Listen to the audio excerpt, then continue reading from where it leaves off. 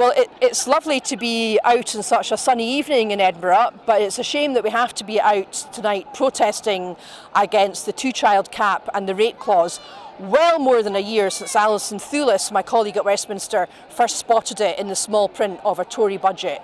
Very glad to see such a huge demonstration today and so many people still coming along 1 year after the rate clause came into force to show their opposition to this vile and despicable policy. The UK government have never been able to justify this policy, and we saw that this week with Esther McVeigh's pathetic attempts to say that the rate clause was somehow double support for women and that gives them some kind of chance to talk about the most appalling and disturbing experience of their life.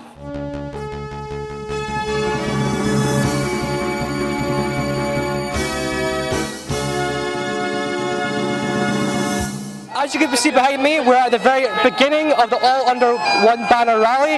You can obviously hear the pipers behind me as events are about to kick off.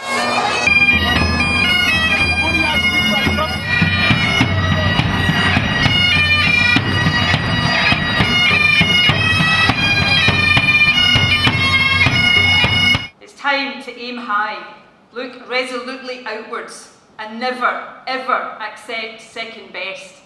Above all, it's time to believe that we can. We can build that better country we know is possible. And friends, we will. If you enjoy watching our programmes, please help us to be Scotland's independent broadcaster by signing up to become a Broadcasting Scotland supporter.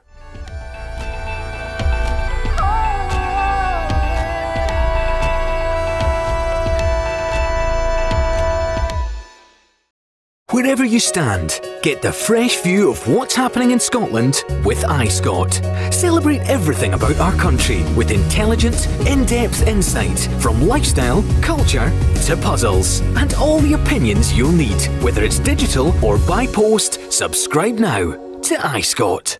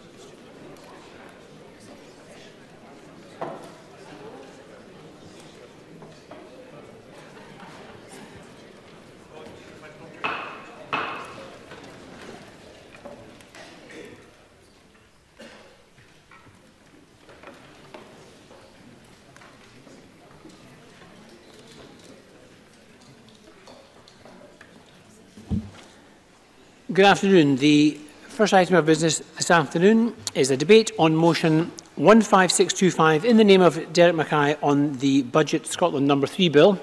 I would encourage all members who wish to speak in this debate to press their request to speak buttons as soon as possible, and I call on the Cabinet Secretary for Finance to speak to and move the motion.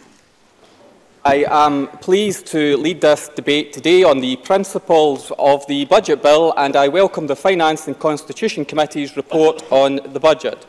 Presiding Officer, in the face of the chaos and turbulence from the UK Government, I urge the Scottish Parliament to deliver certainty and stability for Scotland by supporting the principles of the budget bill. This Scottish budget prepares our economy for the opportunities of the future, enables the transformation to a low-carbon economy and builds a more inclusive and just society. I've listened carefully to the opposition parties. The Tories demanding tax cuts for the highest earners with their raise less, spend more hypocrisy. The Lib Dems abandoning new spending on education, colleges, mental health and childcare for their constitutional obsession. And Labour, where sources predicted their party would deliver incompetence instead of an alternative budget, and that's what we got. To vote against the budget at stage one. To vote against the budget at stage one. I thought I would start with a consensual note. To vote against the budget at stage one imperils the ability to raise the necessary revenues to fund our public services. It would have been reckless in the extreme. And to do so at a time when we have a UK government that is engaging in systematic damage to our economy, austerity by choice and Brexit by design would have been even more damaging. The UK government cannot be trusted to act in Scotland's interests. The Scottish Government will. As previously stated, if we face a no-deal Brexit, I will have to revisit the Scottish budget. However, I can confirm today that I have reached an agreement with the Greens that will secure the passage of the budget at every stage.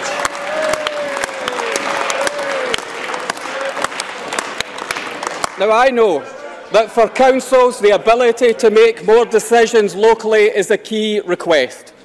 This government will therefore take steps to empower Scotland's local authorities. I will set out measures today. I hear the Conservatives groan at empowering Scotland's local authorities. I will set out measures today that will deliver the most significant empowerment of local authorities since devolution.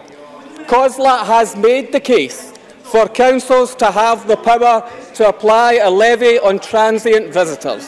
For the Greens, this was a key issue in the budget negotiations.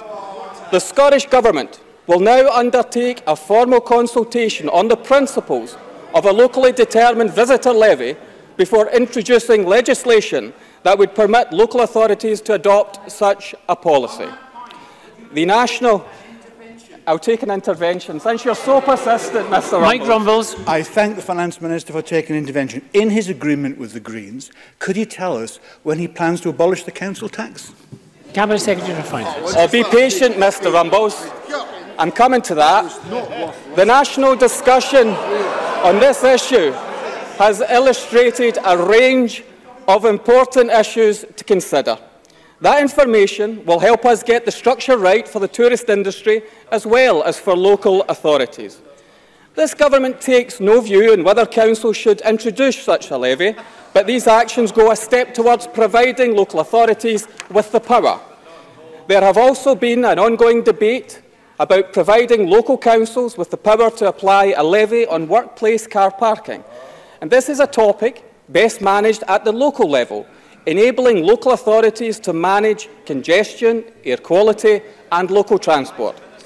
Subject to the specific exclusion of our NHS and hospitals, this government will agree with the Greens an amendment to the Transport Bill that would enable those local authorities who wish to do so to have the power. The final transfer of power to local authorities will be the devolution of empty properties rates relief to local authorities by the next revaluation.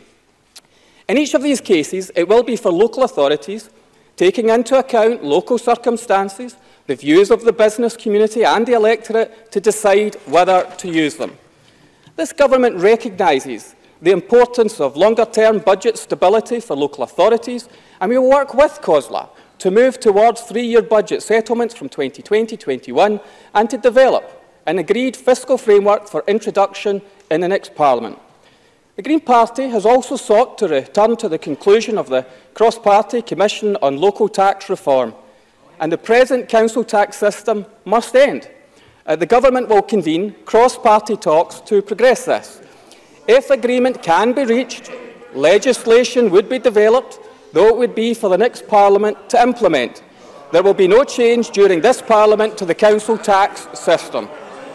Presiding Officer, the draft budget increases funding for local government, providing total support of over £11 billion and an overall real terms increase in the total local government settlement of around £210 million. However, I have heard the arguments. I'll take an intervention from Kezia Dugdale. I thank the Cabinet Secretary for taking that intervention. If it's such a good deal for local government, can he explain why my constituents are facing £41 million worth of cuts from their SNP council? Derek Mackay. They won't be by the time I've finished this speech. However,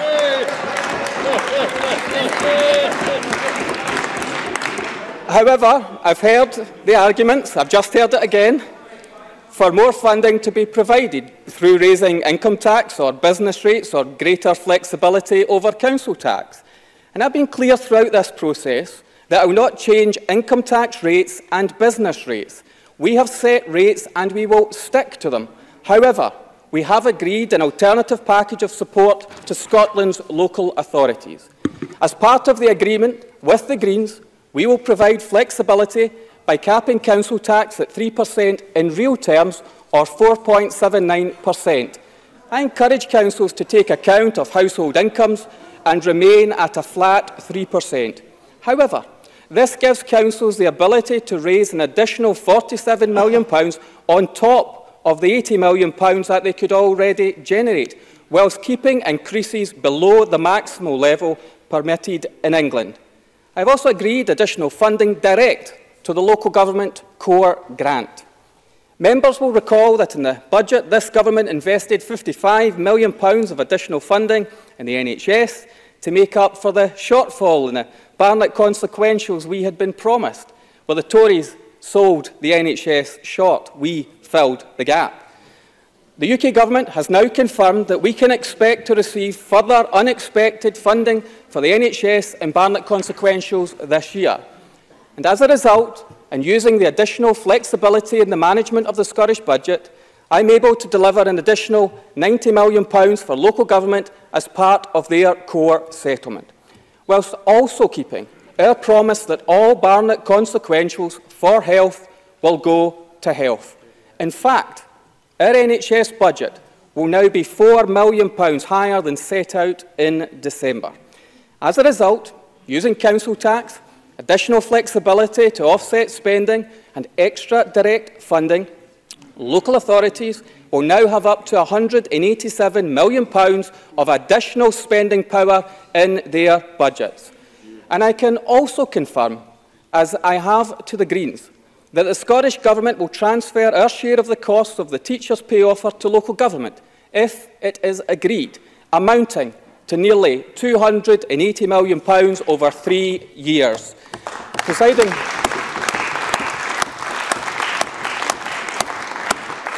Presiding Officer, with those changes, I hope this budget will win the support of Parliament.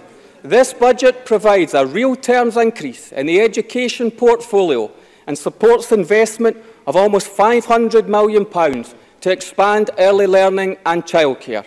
It invests £600 million in Scotland's colleges, over £1 billion in Scotland's universities, and over £214 million in apprenticeships and skills. This budget continues our work to tackle poverty and mitigate the worst impacts of UK government welfare cuts, with a total, of course. James Kelly. Thank Mr Mackay for taking the intervention. I draw his attention to the blog by the Fraser of Allendon Institute, which details the fact that only £27 million in the Scottish Government budget is directly targeted at low-income families. Surely that shows that his words on poverty are hollow indeed. Cabinet Secretary. Parts of the Labour Party were proposing deep cuts in social security to pay for other commitments. Whereas this government is spending more than the UK amount to spend on social security. But importantly, this budget also makes provision for financial redress to survivors of historical child abuse and care, containing £10 million for advance payments to those persons who may not live long enough to apply to the statutory redress scheme. Our Economic Action Plan, fully funded in this budget, will improve the competitiveness of our business environment, and we have committed £1.3 billion to support Scotland's 7 cities and our regions to maximise economic opportunity. And as has been welcomed by business, we're limiting the increase in business rates poundage to 2.1%, meaning over 90% of properties in Scotland will pay a lower poundage than they would in other parts of the UK. Our infrastructure investment totals more than £5 billion over the coming year, including £1.7 billion for transport and connectivity, £175 million for nursery and childcare buildings, and a record £826 million for housing to help deliver 50,000 affordable homes. £130 million will go to the establishment of the Scottish National Investment Bank and precursor investments, and will also establish a £50 million capital fund to ensure our town centres are thriving, sustainable places. And to ensure the safety of our communities, will provide a real terms increase in funding for police and the investment needed for the transformation of our fire and rescue service. And as part of the environmental measures this budget supports, and in agreement with the Greens, we will take action to increase the minimum levy for single-use carrier bags to at least 10p at the earliest opportunity. And we also agreed in principle to the introduction of charging on disposable drinks cups, and will act to take this forward, following the report of the expert panel later this year. And this will also include consideration of whether some of the revenue from both charges can be placed under the control of local authorities. Our income tax system is fair and progressive, and balanced to raise additional revenue from those who can afford it most. Our budget does not increase any of the rates of income tax, and it protects low and middle income taxpayers by increasing the starter and basic rates by inflation. 55% of Scottish taxpayers will continue to pay less than they would if they lived elsewhere in the UK. And that's before you consider any of the benefits of Scotland's social entitlements, like state-funded university education, free prescriptions and concessionary travel, which we will continue to protect. And finally, those thinking of voting against the budget tonight will be voting against an increase in our direct investment in mental health, taking the overall funding for mental health to £1.1 billion, and voting against a £730 million increase in the health portfolio resource budget, funding that will deliver a further shift in the balance of spend towards mental health and primary community and social care. So, Presiding Officer, the budget we presented in December is good for Scotland. The proposals I have set out today deliver more powers, more funding and more flexibility to local government. This budget backs our economy and it funds our NHS. No opposition politician can claim ownership of policies in this budget if they vote against the means to pay for them at decision time tonight.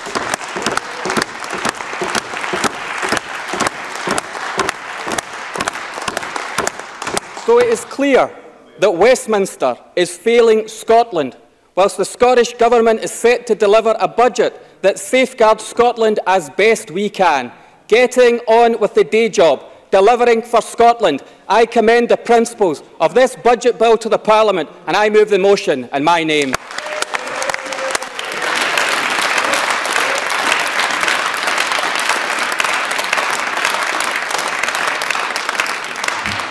Thank you very much. I now call on Murdo Fraser to speak to and move Amendment 15625.1.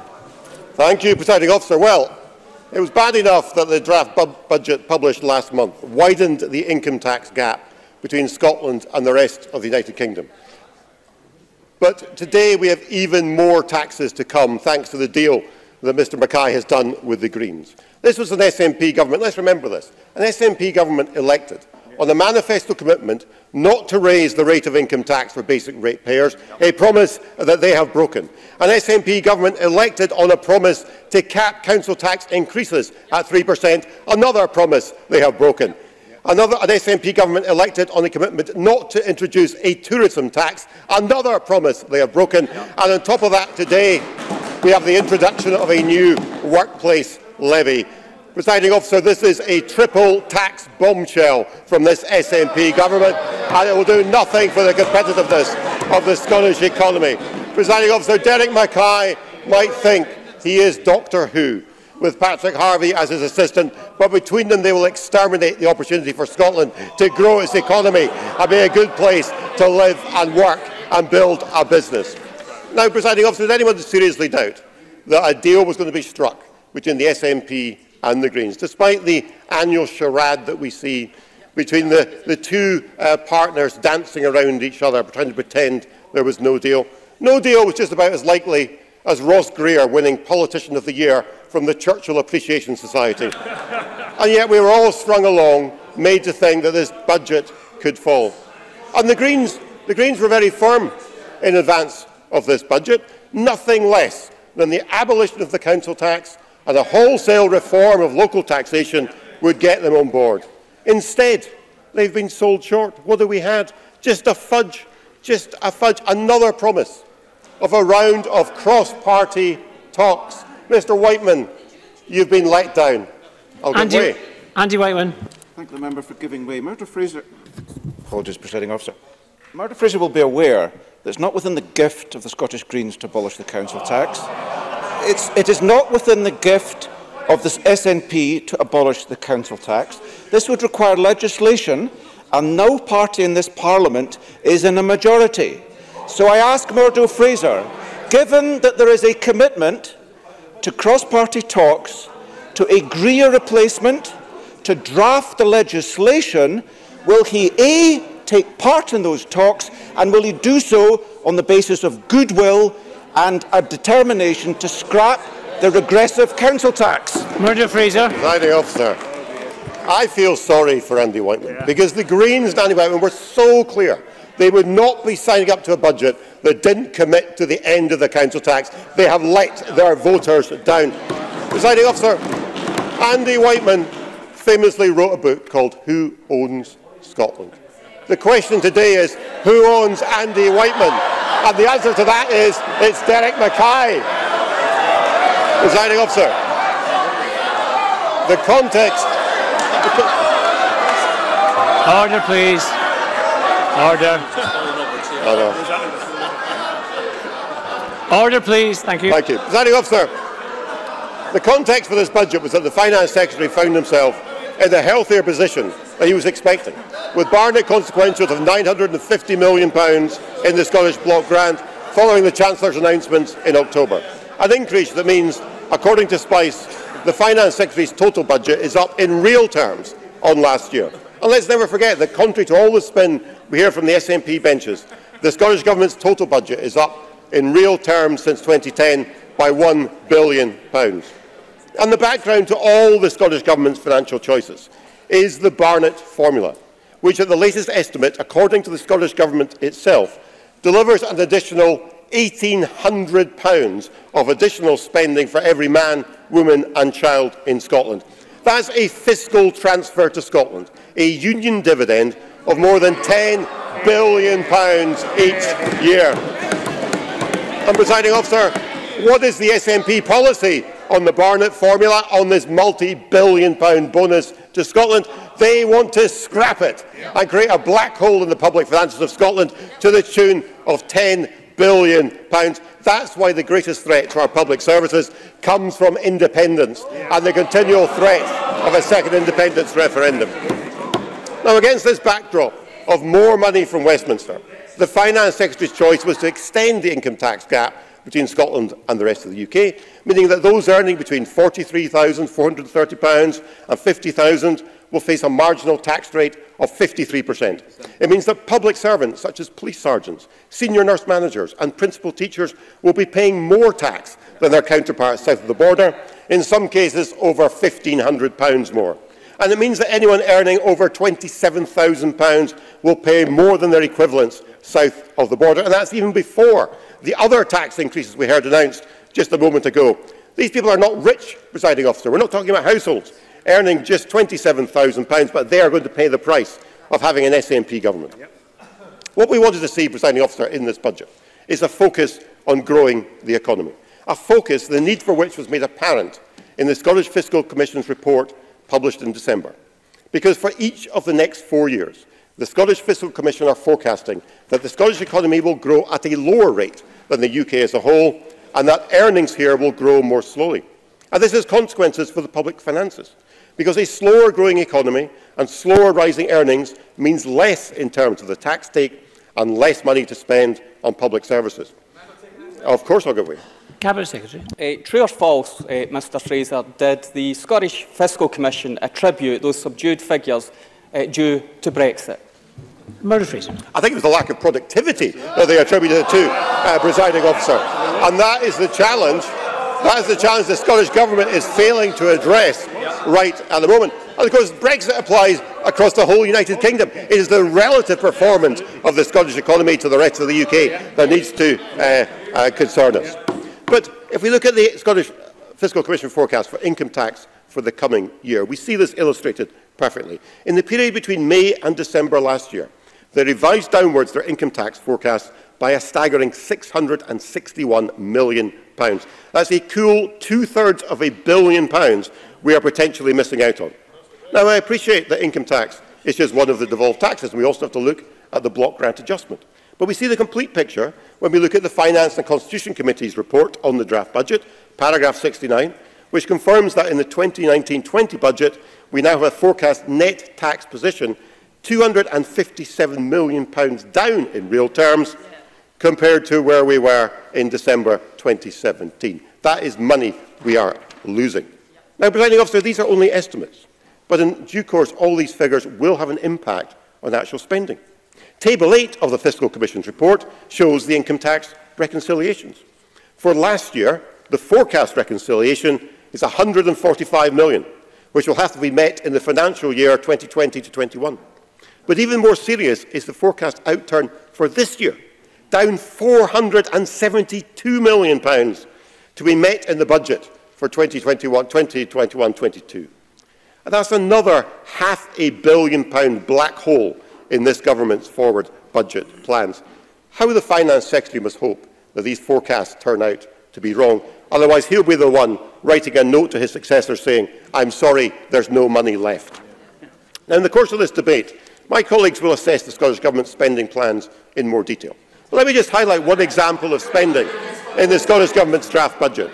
International relations is a reserved matter, and yet this Government is increasing the spending on international relations by a staggering 52% over 2 years, from £15.7 million to £23.9 million. They tell us there's no money to spend, Presiding Officer, and yet this is us, funding Scottish ministers, grandstanding around the globe at our expense. If ever there were the area of spending that could be trimmed, surely that is it.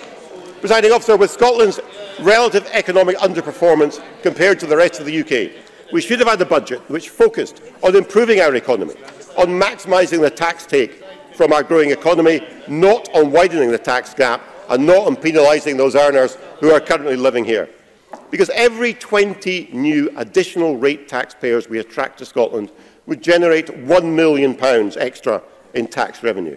An extra 2,000 additional rate taxpayers would give us a minimum of £100 million annually.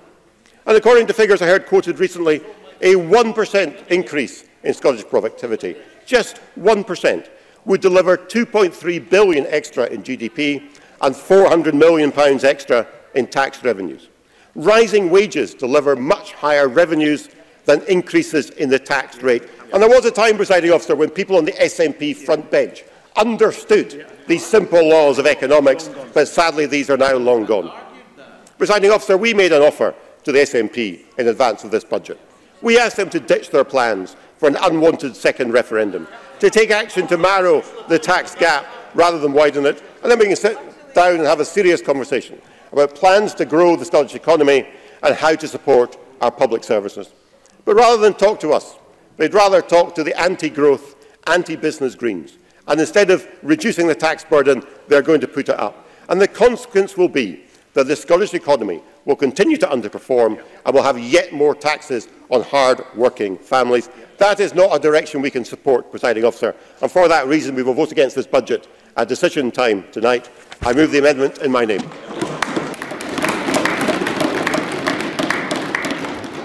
Thank you. I now call on Bruce Crawford to speak to the motion on behalf of the Finance and Constitution Committee. Thank you, President Officer. Can I begin by thanking the committee clerking team led by James Johnson. They have provided the committee with fantastic support. Can I also thank my colleagues on the committee for the constructive and consensual manner in which they approached our committee scrutiny of the 1920 budget. It's great credit to them all who have been able to agree a unanimous budget report. In the current polarised climate, I don't think we can underestimate the power of politicians working together, laying aside their differences and agreeing a way forward. And there's no doubt in my mind that the country is crying out for such an approach in respect of the current Brexit stalemate. As colleagues across the chamber I know are aware, this budget scrutiny function has become increasingly complex and challenging as a result of additional tax powers having been devolved. And using the term complex again, I think I'm in danger of wearing out the use of the term as I seek to describe the challenges we face. Moreover, I might be seen as some risk of being seen sort of nutty professor from the University of the Fiscal Framework. But on a serious point, though, the committee is indebted to our adviser, David Iser, who has a great knack of unravelling the intricacies of the new model for devolution. If you bear with me for a few moments, I think it's worth reiterating some of these intricacies because they are important. While challenging, it's incumbent on all of us across the chamber to an understanding of how the government budget is funded, not least because the Parliament now raises 40% of the budget in tax revenues. And as these tax revenues have been devolved, the size of the block grant has simultaneously reduced. However, these are not one-off reductions. If this were the case, then clearly the impact of the size of the reduction would decrease over time due to inflation. The initial reduction is therefore indexed through an annual adjustment to the block grant. This adjustment is based on the growth of devolved tax revenues relative to the equivalent taxes in the rest of the United Kingdom, adjusted for population growth. But the real challenge here is that these adjustments are based on forecasts, which then need to be reconciled with out-turn figures. This means that when the forecast for income tax revenues, which form part of the budget for 1920, will not be reconciled with the actual tax receipts until out-turn figures are published in July 21, and any difference between the forecast and out-turn will not be addressed until the Scottish budget in 22-23, a full 3 financial years after the initial forecasts. So that's the process. But what does it mean for the Scottish Government and the Scottish Parliament in practice? So, as you know, 2017-18 was the first year when this Parliament set our own rates and bands for income tax. And when the out-turn figures for 17-18 are published by HMRC in July this year, we will have an initial indication of the actual impact of this new process in relation to income tax. As I said during the pre-debate on the budget, on the pre-budget debate last week, this will be an important moment and will prove a reality check for actual income tax receipts raised in Scotland. And as we explain in our budget report, there is a risk here for the Scottish Government. If in July we find out that those out-turn figures result in a shortfall for 17-18, this will require addressing in next year's budget. Alternatively, July's out-turn figures might produce a higher than forecast than we expected, resulting in a pleasant windfall for the Cabinet Secretary. However, based on the latest forecast for income tax raised in 17-18, the Scottish Government is facing a potential shortfall of £145 million. I should remind colleagues, though, these are forecasts, and forecasts, as we know, by their very nature, invariably differ from the actual outturn. Nevertheless, this does provide an illustration of the risks involved and the increasingly difficult challenge that ministers now and in the future will face in managing these risks. Moreover, as the committee points out in a report, this also presents a challenge for this Parliament in deciding our priorities for managing this risk. In particular, there will be political choices to make about whether, for instance, we should address the risk by increasing the size of the Scotland Reserve. If this is the direction chosen, where would this money actually come from? Would colleagues be content if money used to support spending on important public services in the short term were instead saved to meet potential shortfalls in the medium term? Certainly. Mike Rumbles. I thank the member for giving way. Considering that we've just had extra spending announced by the Finance Secretary, does he feel his committee should now examine that extra spending and find out exactly where it's coming from? Bruce Crawford. Well, as Mike Rumbles knows, that will be a decision for the committee to make in due course. But, but alternatively, we could be asking the Liberals here to actually describe, if we're going to make a payment into the Scotland Reserve, where that money would come from, if that's what he's considering. Alternatively, though, should the priority to be use borrowing powers within the fiscal framework, if needed, which would allow ministers to borrow up to £300 million a year to deal with forecast error. Presiding Officer, these are new and challenging choices that this Parliament is going to have to engage with and to grapple with. They are also choices that need to be more widely understood. The committee also heard concerns from witnesses that in Scotland there are 2 million adults who do not pay income tax.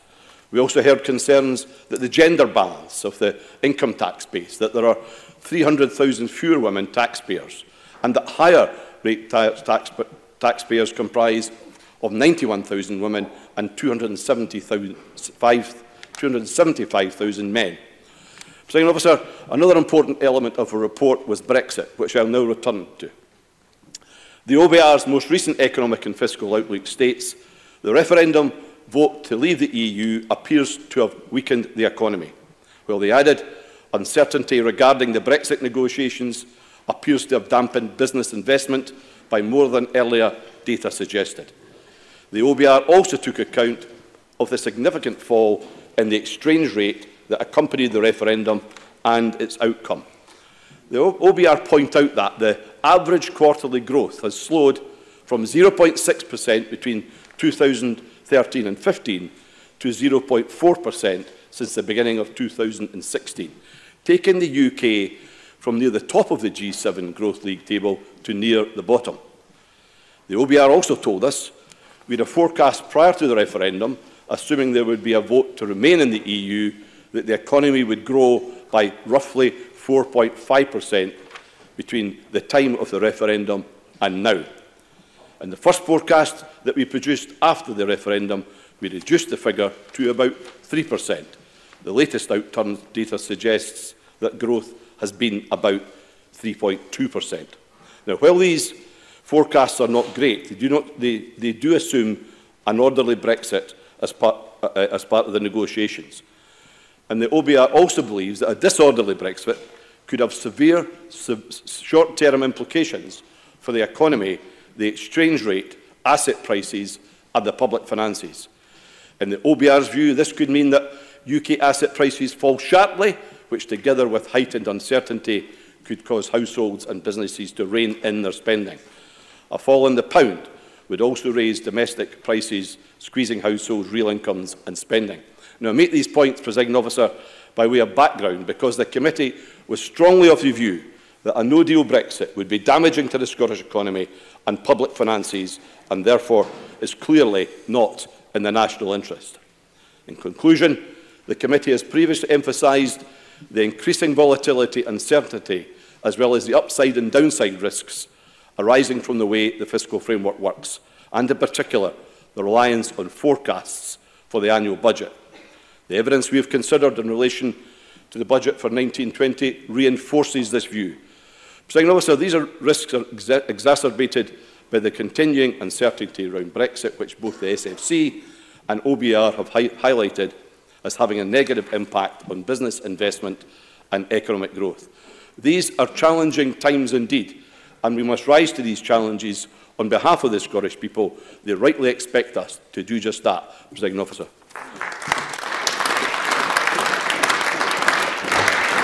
Thank you, and I call on James Kelly to be followed by Patrick Harvey. James Kelly. Thank you, Presiding Officer. Scottish Labour will oppose this dreadful budget,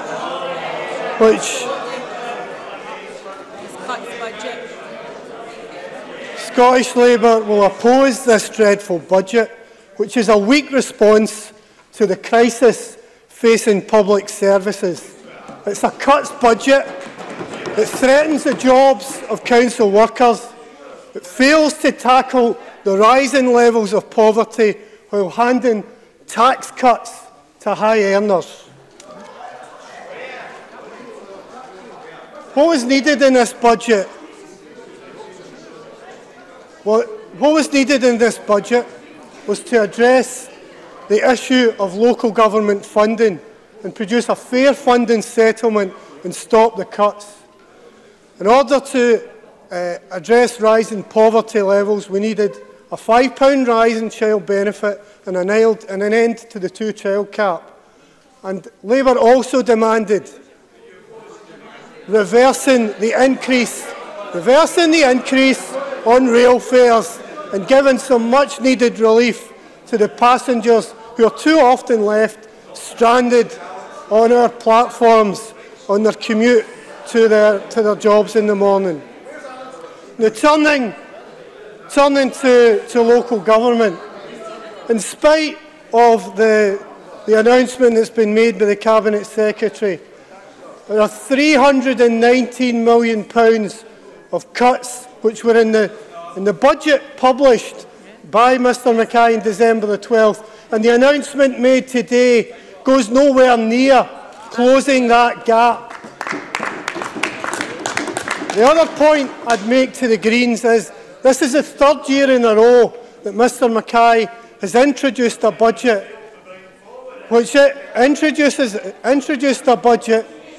which has penalised local government and produced cuts, and yet again the deal worked by the Greens doesn't close the funding gap in that year or in the previous years. Sure. Patrick Harvey. I'm grateful to Mr Kelly for giving way. Of those 3 years, could he explain to the Chamber precisely what scale of impact the Labour approach to budget engagement has achieved? How many changes, how many cuts have been prevented, how many local services saved? James Kelly. Let me.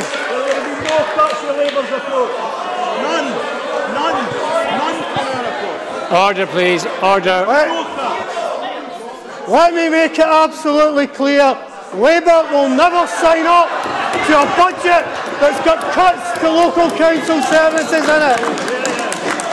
Let me make some progress, Mr Mackay. What I would say to the Green Party, is, I sit in this chamber week after week, and I hear Green Party MSPs, including Mr Harvey, make noble speeches about reversing and stopping the cuts to council services, about tackling poverty and about fair taxation. This budget fails in all those 3 counts. So you're letting your members down, you're letting your supporters down by signing up to this budget tonight. In terms of the issue of tackling poverty, it's an absolute scandal in modern Scotland that we have 230,000 children living in poverty. Each month in his Renfrew North and West constituency, Derek Mackay holds a constituency surgery in Gallow Hill. In Gallow Hill, 29% of children in that area are living in child poverty. So, you know, what does that actually mean? Yeah, I'll certainly get around. Cabinet Secretary. And I'd like to know why it is that the Labour Party would rather leave those children at the mercy of the Conservatives rather than take decisions in this Parliament to protect them. But, Presiding Officer,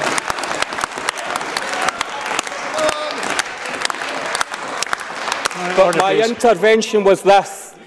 By what percentage increase would the Labour Party raise the higher rate to pay for your budget demands? Because if you haven't done the costings, I have for you. James Kelly. Just in terms of tax, first of all, we would make sure, see all these Cabinet Secretaries sitting on the front bench there, when they vote for the budget tonight, they're awarding themselves a tax cut. What an absolute scandal. And in terms of the issue of poverty, as the Poverty and Inequality report showed this morning, the government are only meeting 4 out of their 15 targets. And that shows you how remiss your budget is, Mr Mackay, in terms of addressing those issues. In terms of rail services... Order a second. Order. No, if members wish to make an intervention, could you please stand up and ask Mr Kelly if they wish to make an intervention, not just speak? No, I don't want to take the intervention. James Kelly.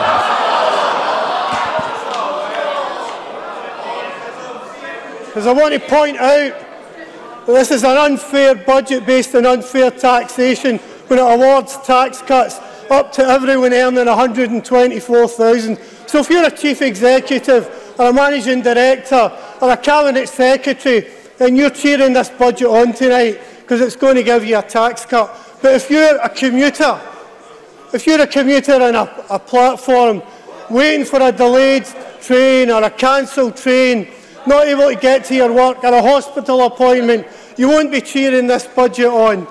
The question that those MSPs in that middle section have got to answer tonight when you come to vote, can you look in the eyes of the council workers that are going to potentially face getting a P45 as a result of this budget? Can you look to the families who don't go out to school in the morning, kids don't go out to school in the morning properly fed or properly clothed because they're living in poverty and aren't going to be helped by this budget? Can you apologise to the rail passengers who aren't going to get a rails freeze as a result of this budget? It's time for a different approach. Time you take the budget back to the drawing board, rewrite it. It's an unfair budget, a cuts budget, and we'll vote against it at 5 o'clock tonight.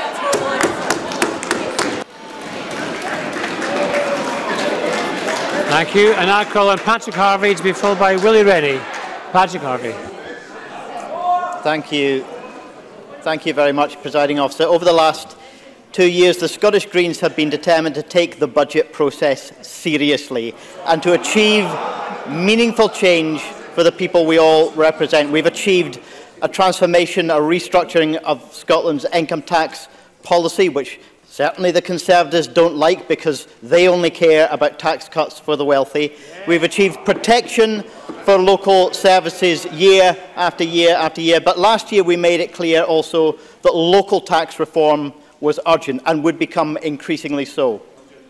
Scotland has a centralised, constrained and underpowered system of local government, and that needs to change. The package of local tax reform measures that we've seen announced today will make real progress. We have, for the first time, a clear, definitive timescale for publishing legislation to abolish and replace council tax during this session of Parliament. I'll give an intervention to Mr. Neil Findlay. Like last year, Greens will not vote for a budget that cuts local government funding. Can I ask him, will local government funding be cut this year? Patrick Harvey. I'm coming on to the 1920 impact in a moment. The package of local tax reform measures includes that timescale for legislation to abolish council tax, and I hope all political parties will engage with that. It includes a commitment to legislation on a tourism tax, on workplace parking levies, on environmental charges such as plastic bags and cups increasing, and those measures have additional opportunity to raise revenue for local councils in the future. There'll be future, I've given an intervention already, I need to make some progress. There'll be future devolution of control of non-domestic rate reliefs, and we'll continue to make the case for going even further than the government has announced on that.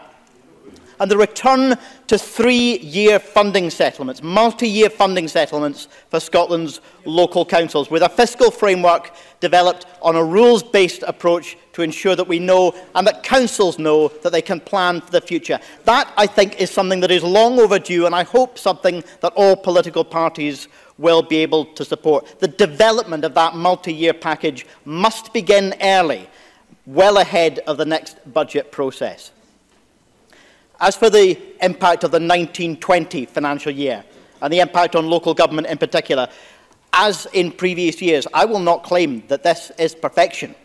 I don't think the Scottish Government should claim that it is perfection. And even if the budget as published had treated local services fairly, we'd have wanted further changes.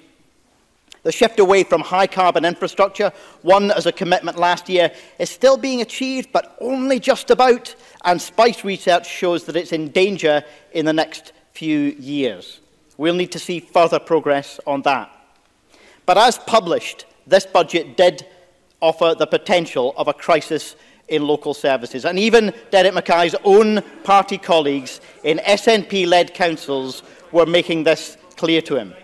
The overall package that we have seen announced today, including new money and new flexibility and new and existing local revenue-raising powers, adds up to a package worth more than the COSLA figure of a £237 million cut to local services. Members shouting from this side of the chamber are well aware, because they received COSLA's briefing ahead of the budget, just as we all did, setting out that £237 million cut. The package that we've achieved today more than fills that gap. I'll give one more intervention. Daniel Johnson. Harvey's saying that the new levies that they've been promised are going to be ready for the coming financial year, because otherwise I fail to see how the statements he's making are correct. Patrick Harvey. No, I haven't said that at all. I've made a clear distinction. I have made a clear distinction between the long-term package of local tax reform measures and the short-term measures to improve the financial position of our councils across Scotland, which will close that £237 million gap for the 1920 financial year. And I'm sure Mr Johnson will read more into the detail of that when he's able to. I've given way already, I'm sorry. I have a minute and a half left to finish. Presiding Officer, the budget process as we have it at the moment is not what it should be. We have a down-to-the-wire approach from the Scottish Government, and we have a refusal to engage from most of the other political parties. The Conservatives want a proposal that no other party will support. Labour produce an uncosted wish list and no meaningful ideas about how to fund it. Just because the budget is published in December doesn't mean this process is about writing letters to Santa. I can honestly say that of the people I've met in recent weeks to discuss this budget, some of those expressing the greatest frustration have been Labour councillors and colleagues in the trade union movement who wish to goodness that the Labour Party in Parliament was making some effort to actually make improvements to the budget. I wish they were as well. Presiding Officer, I think our whole Parliament would be stronger and the outcome would be better for Scotland if all political parties took their responsibilities to do this seriously. I can respect anyone who busts a gut to try and achieve a change, is unable to, and then votes against it. But to not even try? Only the Greens appear to be engaging positively in the process. Others seem to think that engineering a crisis would be the best outcome instead of achieving changes that work for the country. It's as though some people look at the US government shutdown or the shambolic incompetence at Westminster and think they should do the same here. Chaos for the sake of chaos is not what Scotland needs. As a result of the Green Party's work in this budget, councils will not only have resources to put into their local services, but every party in this Parliament will have the chance now to shape the future of Scottish local government finance. I hope they all take the opportunity to engage in that process more constructively than they have with this year's budget.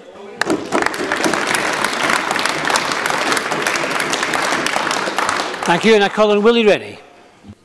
Thank you, Presiding Officer. We've heard that Derek Mackay has compared himself with Doctor Who. Patrick Harvey has said he would be the Doctor's assistant. And for everybody, that's the one that takes the story forward by rescuing the Doctor. I bet he wishes he could get in that TARDIS and go back into the time when he said he would never vote for a budget that did not include the abolition of the council tax. But just like last year, the Greens have ridden to the rescue of the SNP. Nationalists together once more. The Greens have been bought cheaply. The extra money for councils was already available. Local government finance reform has been delayed until the next Parliament, bogged down once again in another commission. Patrick Harvey has settled for the vice-convenership of the car parking working group. No, he doesn't seem to have even got that either. I agree, the Finance Secretary, that Brexit is the biggest threat to our economy.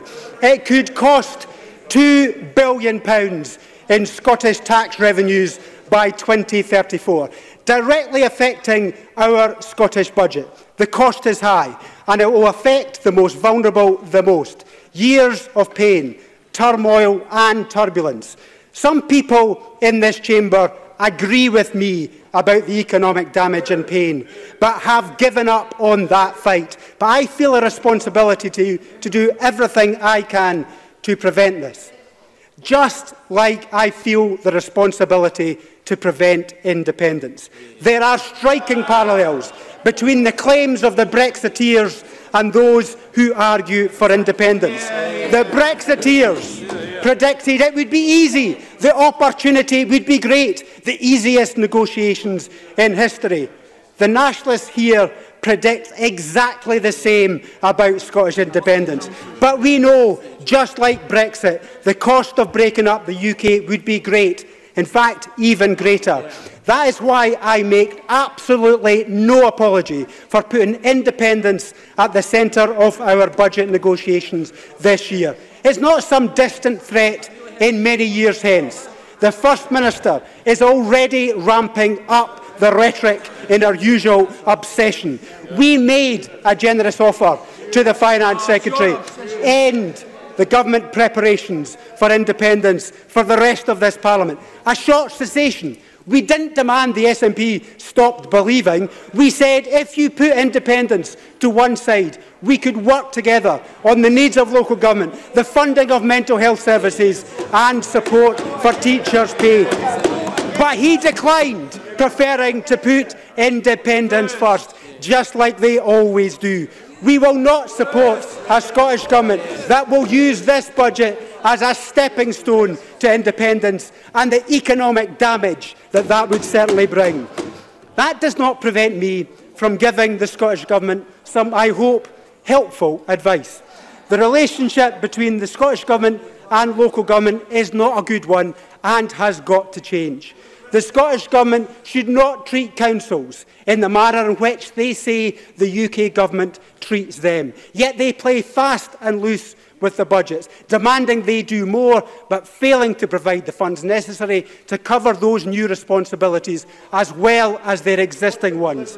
Education is supposed to be the government's guiding mission.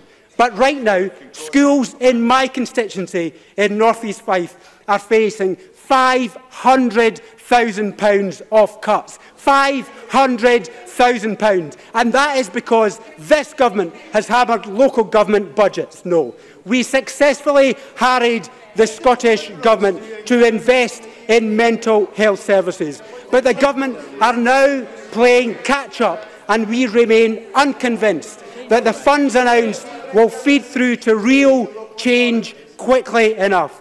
Last year, we said that mental health spend should rise to £1.2 billion. But a year later, it's still £100 million short. That's £100 million that could go to the health professionals in the NHS, in schools and the police. But no, they're £100 million short.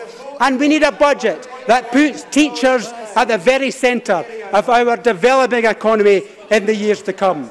Liberal Democrats were the first to advocate the use of new income tax powers gained by the Scottish Parliament. We said a modest rise could secure a significant financial investment for education without resulting in adverse behavioural change.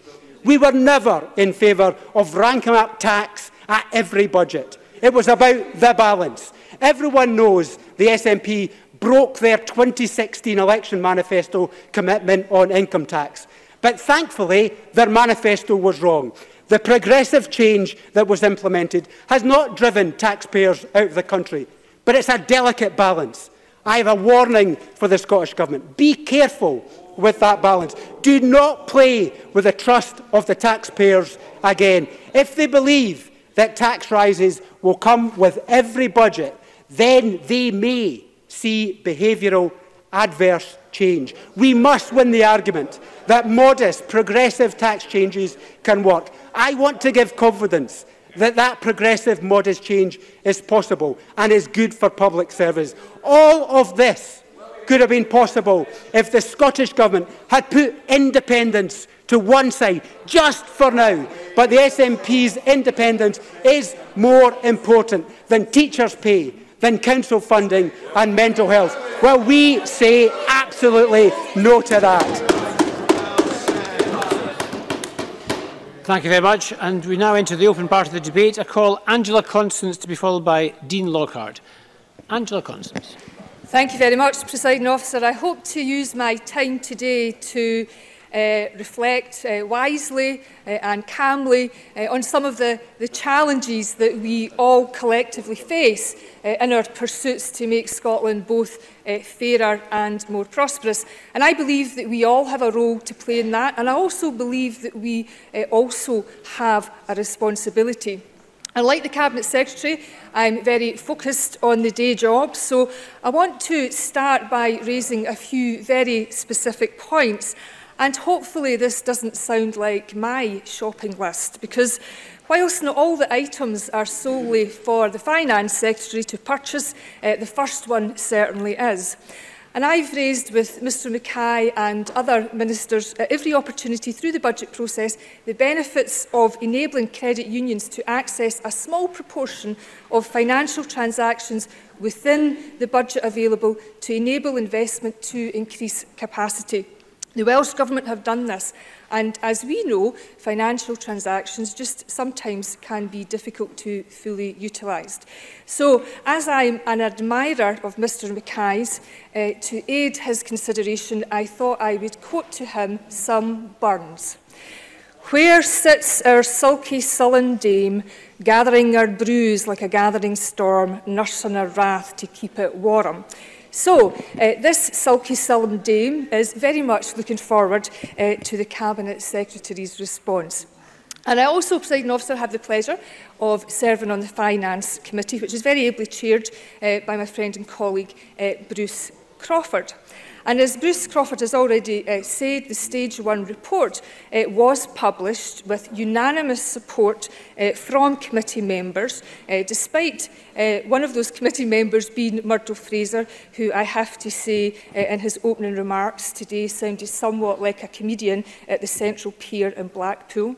But despite that, and despite the complexity of the fiscal framework and forecasting and the many different political views on Brexit, income tax policy and the Constitution and so forth, the kitchen sink and everything else under the sun, the Finance Committee could still come to agreement, demonstrating that if politicians are prepared to talk and roll their sleeves up, that a baseline agreement can always be achieved.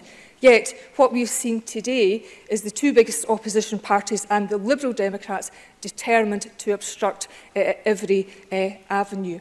And it is a shame, no, because I'm going to use my time wisely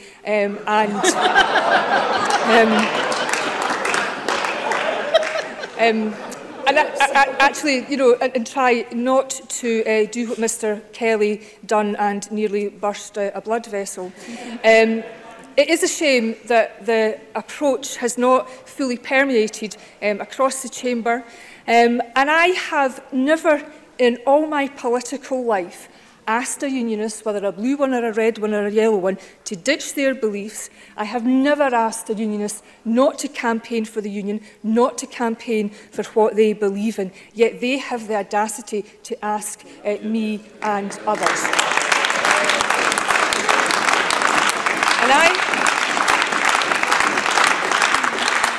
And I may well be a rabid paint-your-face blue gnat, but if I can focus on the day job and on the budget, the business of the Finance Committee, if the Finance Secretary can lead the way in good faith in extending the hand of friendship and cooperation in budget negotiations, what on earth is holding people back? And in that vein, I do very much welcome the increased funding and flexibility for local government. I know the local governance review is ongoing. It cuts across all of the public sector and the community and voluntary sector as well. And the increased autonomy for local government, I think, is the early fruits of that work and indeed the constructive challenge from the Greens. And I hope it's a new chapter on our public sector reform journey, because in my view, one of the great missed opportunities as a small country was the failure of our predecessors to reform public services when public finances were comparatively good and pre-austerity. It will be much harder to continue our reform journey, but it is now more necessary than ever. And if I focus on just one quick example, the annual health resource budget has increased by 52%, £4.8 billion since 2006-07. Good news indeed.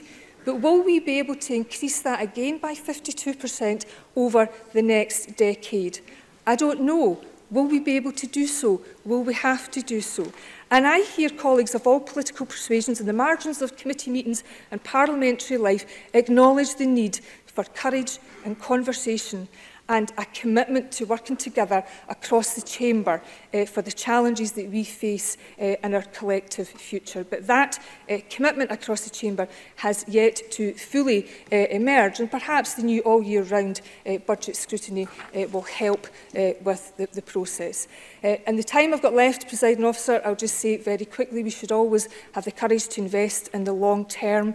Our investment in housing is a shining example of this. The £1.7 billion resource planning assumptions to local authorities to build for the future gives them confidence and continuity to do that. And the record investment of £826 million for affordable housing is really welcome, given it's a crucial part of the child poverty delivery plan, economic stimulus and increases the tax take. And if I can just finally say, I very much hear Labour's calls to increase child benefit by £5 a week. It's not a bad idea, it's just not the best idea. It would cost in the region of £250,000 per annum. It would lift between 10 and 15,000 children out of poverty. You must close, please. Whereas if we use the same resource differently, we could actually lift 40,000. You must close, please. 40,000 children out of poverty. Thank you, President. Dean Lockhart, followed by John Mason. Thank you, Deputy Presiding Officer. Each year, the SNP's Programme for Government promises new flagship policies to help Scotland's struggling economy, but each year, when it comes to the budget, we see that the SNP fails to deliver on those promises. Take the 2016 Programme for Government, which announced the Scottish Growth Scheme, promising £500 million investment in the economy, but here we are, 3 years later, we see from this budget that only 20% of this money has been invested. In 2017, the SNP promised that a new publicly owned energy company would deliver lower energy costs. But 2 years later, this budget allocates no funding for the establishment of this energy company.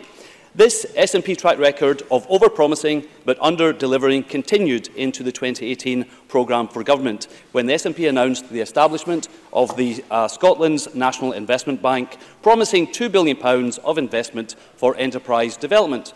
But when it comes to delivering this in the budget, we see cuts to the budgets of the enterprise agencies. We see funding of £130 million for the bank, not the £2 billion promised, and we find out that more than 90% of the bank's funding is coming from the UK Treasury in the form of financial transactions money, money which Derek Mackay described as a con when it was announced. Now, Presiding Officer, the SNP might complain about financial transactions money, but we welcome the fact that the Scottish National Investment Bank is being funded by the UK Treasury. This budget contains many more examples of how increased funding from the UK Government is benefiting Scotland. The overall budget is up by £1 billion, spending on Scotland's NHS is up by £600 million, and the new £50 million town centre fund referred to by Mr Mackay is a straight pass-through from Barnett consequentials. But to understand the full extent of UK Government support for Scotland's public services, we need to look beyond this budget and look at the latest GERS numbers. As the SNP's very own Growth Commission report quite rightly highlights on page 33, the GERS report is a helpful starting point for an analysis of Scotland's public finances. We agree. And here's what the latest GERS report tells us about how Scotland's public services are funded. Public spending in Scotland for 2017-18 was £73.4 billion, but standalone tax revenues in Scotland were only £60 billion. In other words, after 11 years of SNP government, Scotland has a net fiscal deficit of £13.4 billion. That's the highest deficit between spending and tax revenues in Scotland since devolution. It's also the highest, I will in a second, it's also the highest union dividend Scotland has ever seen. This financial boost that Scotland gets from being part of the UK is now equivalent to £1,900 per person in Scotland. I'll give way to the member. John Mason. Yeah, I thank the member for giving way. Would he accept that the UK Government has some responsibility, at least, for the Scottish economy? Dean Lockhart. Well, the UK Government is responsible for monetary policy, and right now interest rates and monetary policy are at historic lows. That's the support coming from the UK Government. And if John Mason is trying to blame Scotland's underperformance on the UK Government, why is the rest of the UK growing 3 times faster than Scotland? Deputy Presiding Officer, to put this deficit into context, it represents 7.9% of Scotland's GDP. That's higher than the deficit of every other country in Europe and compares to a UK-wide deficit of 1.9% and an EU average of 1%. And here's why this deficit matters. If the SNP gets their wish of an independent Scotland in Europe, in order to reduce Scotland's deficit to 3% of GDP required by the EU Stability and Growth Pact, the SNP would have to cut spending in Scotland by £8.3 billion. So let me ask Mr Mackay, where would the spending cuts of £8.3 billion come from if he gets his wish of independence? And I'll give way if the Finance Secretary wants to tell us where those cuts of £8.3 billion are coming from. Derek Mackay. Under independence, we would grow our economy and be amongst the most successful economies in the world. And in response, can I ask Mr Lockhart why he's avoiding the most recent economic statistics? Record low unemployment, record high exports and sustained growth on GDP. That's what this government's delivering for Scotland's economy. Dean Lockhart. Well, GDP numbers released just yesterday show that Scotland's growing just a third of the rate of the UK. And Mr Mackay, this might come as news for you, but you've had 11 years to grow Scotland's economy. Deputy Presiding Officer, the Finance Secretary didn't say where the £8.3 billion of spending cuts would come from, so let me suggest an answer for him. £8.3 billion in cuts is more than double the entire education budget. It's more than half of NHS spending in Scotland, and £8.3 billion is 75% of the entire local government budget. So there we have it, the real cost of the SNP's obsession with independence, public spending cuts of a level never seen before in this country. And as the SNP's own Growth Commission made clear, the financial and economic case for independence has never been weaker. Presiding Officer, turning now to the budget. It's now clearer than ever that Scotland needs a new direction in economic policy. The SFC is forecasting another 5 years of economic stagnation. After 11 years of SNP government, Scotland has become a low-growth, low-wage and low-productivity economy. But it doesn't have to be this way. Scotland's long-term economic growth is 2%, and we on this side of the chamber believe that Scottish economic growth can return to those levels, but only with the right economic policies in place. But that won't happen with this budget. The increased taxes we're seeing in this budget, the triple whammy of higher taxes just agreed with the Greens, means that in the future we're going to see increasing divergence with the rest of the UK in terms of economic growth, tax revenues and spending on public services. And that's why we cannot support this budget today. He's closing. Thank you. Oh, in fact, he's closed. And I now call John Mason to be followed by Jenny Marra. Thank you very much, Presiding Officer. Today we focus on the budget, and I think there are certain principles that we need to focus on at the outset. I think we're all agreed that we want good quality public services, and we want a reasonable and fair level of taxation, although the reality is across this chamber we would disagree on the details of both of them. Another principle is that we have to live within our means.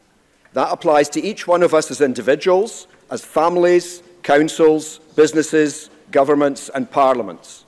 Those who try to live beyond their means will inevitably get into trouble sooner or later. If we want more expenditure in a particular sector, then we have to raise tax or cut spending elsewhere. That is where the Conservatives repeatedly disappoint me by their lack of financial or business understanding. They appear to be the only party here which is against tax and by implication against decent public services. But for them to argue that we should cut tax and spend more on public services is frankly impossible. Now, let me just finish this point. I know that some of the Conservative MSPs are fairly intelligent, and that may or may not include Mr Fraser. So they do understand that income must equal expenditure. One has therefore to question their thinking in suggesting that expenditure can go up but tax can go down at the same time. Murdo Fraser. Murdo Fraser. I'm grateful to Mr Mason for giving way. I appreciate he may have written his speech in advance of this debate, but did you not just hear the intervention from Mr Mackay, the Finance Secretary, on my colleague Dean Lockhart? Mr Mackay said the answer to this was to grow the economy. Is that not the answer that Mr Mason needs? Surely if Mr Mackay can argue that, so can the people on these benches. John Mason. What I did hear Mr Lockhart say was that he wanted more money for Scottish enterprise, and yet he wanted to cut tax at the same time, and that's exactly an example of what I was saying, even though I had written it before he spoke. Perhaps more realistic than the Conservatives, Labour do accept that taxes must rise to pay for improved public services. But the question for them is how well thought out are their plans? Are they really arguing that no matter how high income tax is raised above the UK level, there will be no displacement of higher earners? Have their plans been examined and validated by any qualified body? I noted that Mr Kelly was calling for all parties to defeat the budget. Well, fair enough, that certainly could be done if the Greens were, let me finish this point, if the Greens were not supporting it. But what is Mr Kelly's proposal for the next step after that? Will he negotiate with the Conservatives, because he won't negotiate with the SNP, about tax cuts and service cuts? Presumably not. Will he negotiate with the Scottish Government about the top rate? Should it be 46, 47, 48, 49%? Is he and our Labour open to real negotiations on real numbers, or does it suit their purposes better to vote against every SNP budget, no matter what it contains? Mr Kelly. James Kelly. I thank Mr Mason for taking the intervention. On the principle of fair taxation and fair funding, does he think it's fair that MSPs like himself will be awarded a tax cut if the budget passes, whilst councils like Glasgow face millions of pounds in cuts? John Mason. I think the fundamental problem there is that the UK tax and national insurance system is fundamentally flawed. Why should somebody be paying, a normal taxpayer be paying national insurance at 12%, and when it goes up, it goes down to 2%? Now, that is something that Gordon Brown and his other colleagues could have fixed in the past and have refused to go there, so that national insurance remains regressive and causes a huge problem for us in a devolved Parliament. Now, I personally am sympathetic to higher taxes at the top end, and as I said, NIC is regressive, but we have to be careful, I think, going from, say, 46 to 50% or something like that. No one in here likes the constraints that we're under, but if we give more to local government, it does mean that somewhere else money is going to suffer. Just today, I noticed an amendment to a motion from Mr Finlay, deploring that local government has not received more funding since 2013-14. Of course, that is partly because we've focused on the health service. But Mr Finlay omits in his motion to say that he thinks the health service has received too much. Moving on to the Lib Dems, I understand they would not engage in serious dialogue on the budget without the prospect of independence being taken off the table. Now, I have to say that I think we should be focusing on the budget today. Of course, we disagree on independence and many other subjects, but today we are looking at taxation and expenditure in the different sectors. There is no reason that parties which disagree on independence cannot at least negotiate on income tax rates or NHS expenditure and so on. I do wonder if the Lib Dems just do not want to engage and take any responsibility for the budget, and an independence referendum is just an excuse to stand aloof. This Parliament was designed not to have a majority. That means opposition parties have the privilege of defeating the government party from time to time. However, it also means these parties have a responsibility to agree a budget. Sure, there has to be compromise on both sides, but I do think the Lib Dem position is particularly irresponsible. I don't have as long to say what I would like to about some of the Greens' arguments. I'm sympathetic to them wanting perhaps to move to a property tax or something like that, as long as there is ability to pay taken into account. I also agree with the Greens' principle that local government should be more able to and more responsible for raising their own resources. At the same time, income and wealth is not spread equally throughout the country, and there always needs to be some redistribution from those who can afford to pay more and probably have less need towards those who cannot afford to pay so much but have the greater need. Thank you very much. Jenny Mara, followed by Keith Brown. Thank you, Presiding Officer. One of my concerns about today's budget is that our spending in Scotland is not delivering the desired outcomes. Our public health record is getting worse, with rising numbers of people reporting mental health problems. Alcoholism remains stubbornly high. Drugs deaths are the highest in Europe. Obesity is increasing all the time. On education, children's attainment at school is a huge problem. Presiding Officer, it has been 4 years since any school in Dundee has seen a very good rating in a school inspection. And it is at least 10 years since any Dundee school has received an excellent rating in any of the categories and is in a school inspection. And it could be longer, but Education Scotland don't make this information available. Now, this is as a result of this government's cuts, because these results cannot be unrelated to teachers coming out of schools as a result of SNP budgets. On health, Presiding Officer, the Fraser of Allender Institute said just in the autumn that health would soon account for half of all public spending in Scotland. The Auditor-General reported last year that NHS Scotland was not financially sustainable. These warnings have not received nearly enough attention in this chamber. I think that's because of the current political crisis. But they must be addressed. I will in a minute. But they must be addressed as they call into question the future existence, I believe, of our health service.